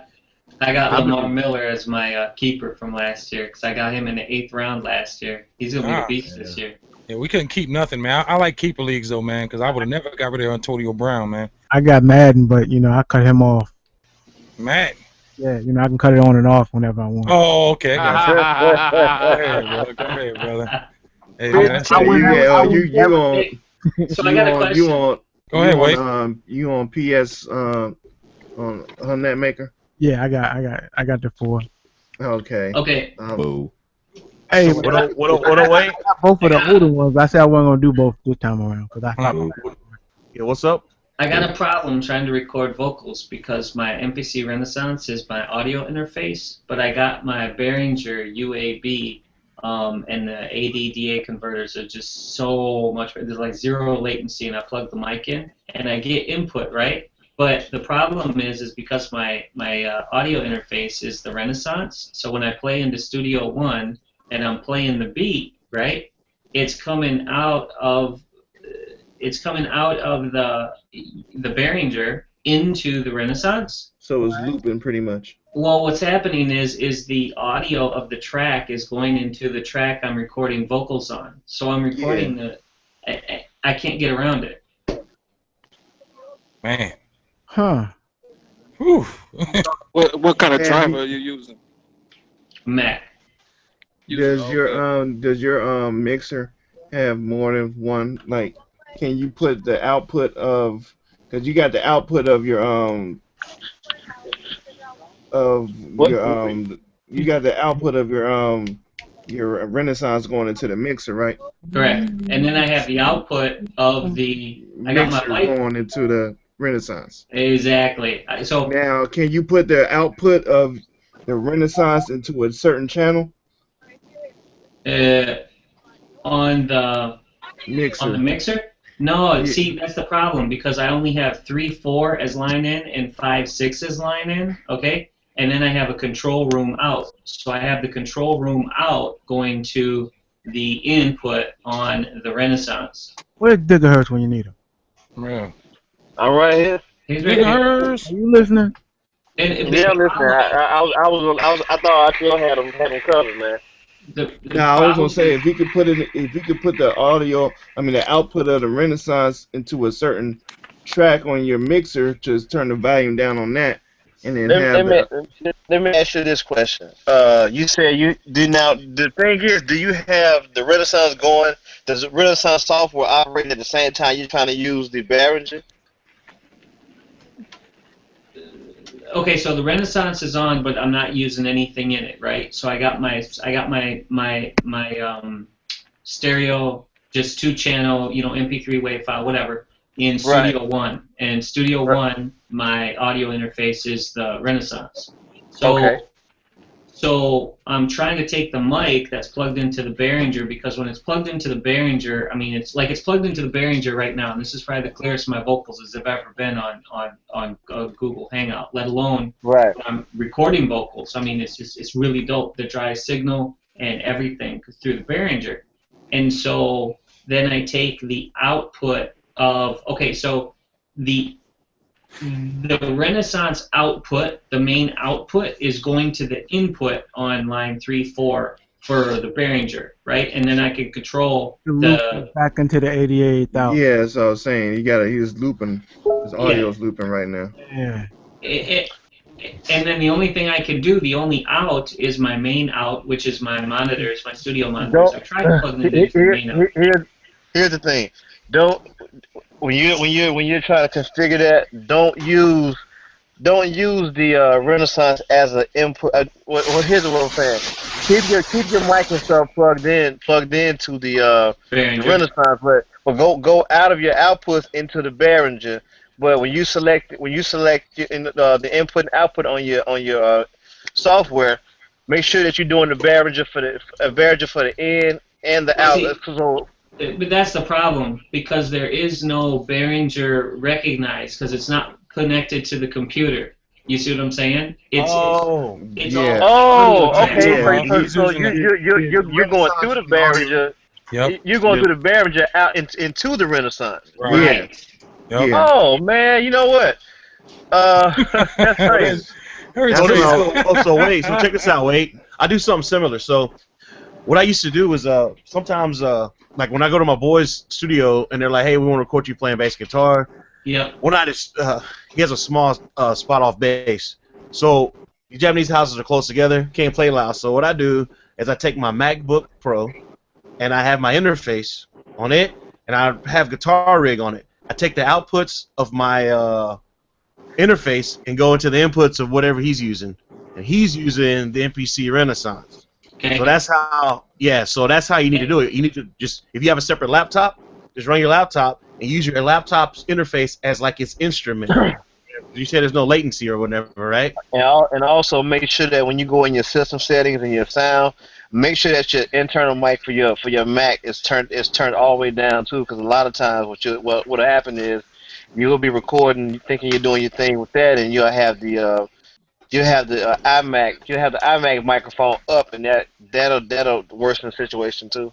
I just don't understand why I heard just Hey, wait. on your thing, whatever. Wait, on your mixer, how many inputs do you have?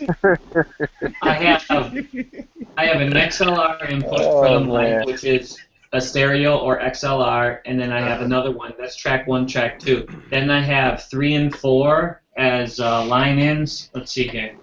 I have line in 3, 4, so left mono, right mono, and then line in 5, 6, left mono, right mono. So you got it. Why is all that? What is your mic? Your mic is 1, 2, right?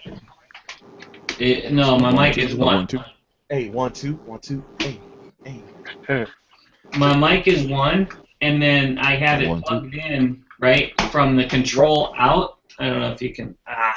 Here, I'm going to go like this.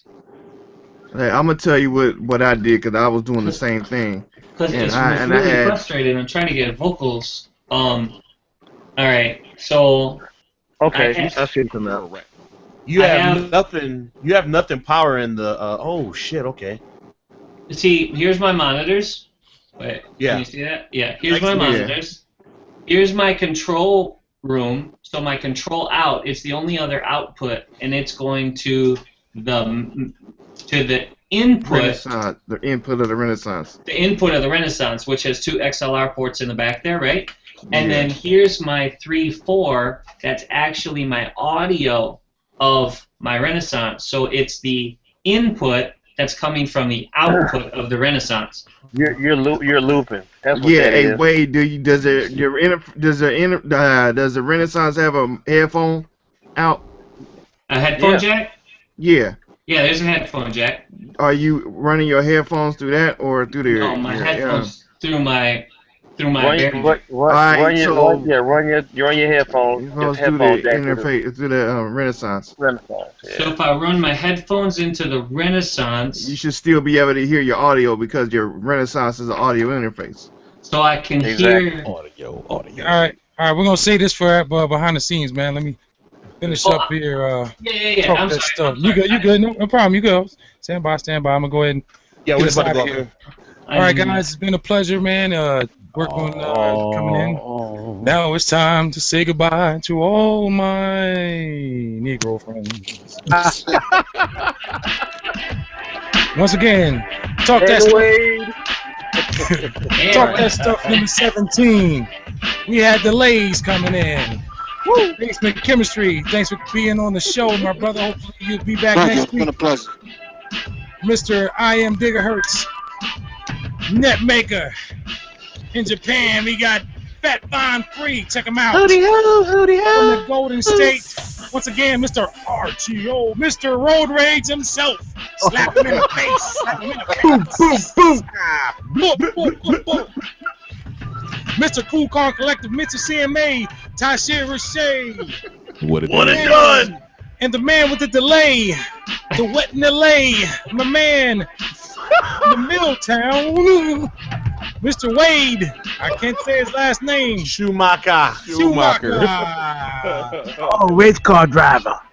Yeah. And I am DJ WIDEBODY. Join us back here next week. Special guest, Reverend Al Sharpton will be in the building. All right, I definitely won't be anywhere near this podcast. Yeah, man. Donald Trump coming to a Baptist church near you. Peace.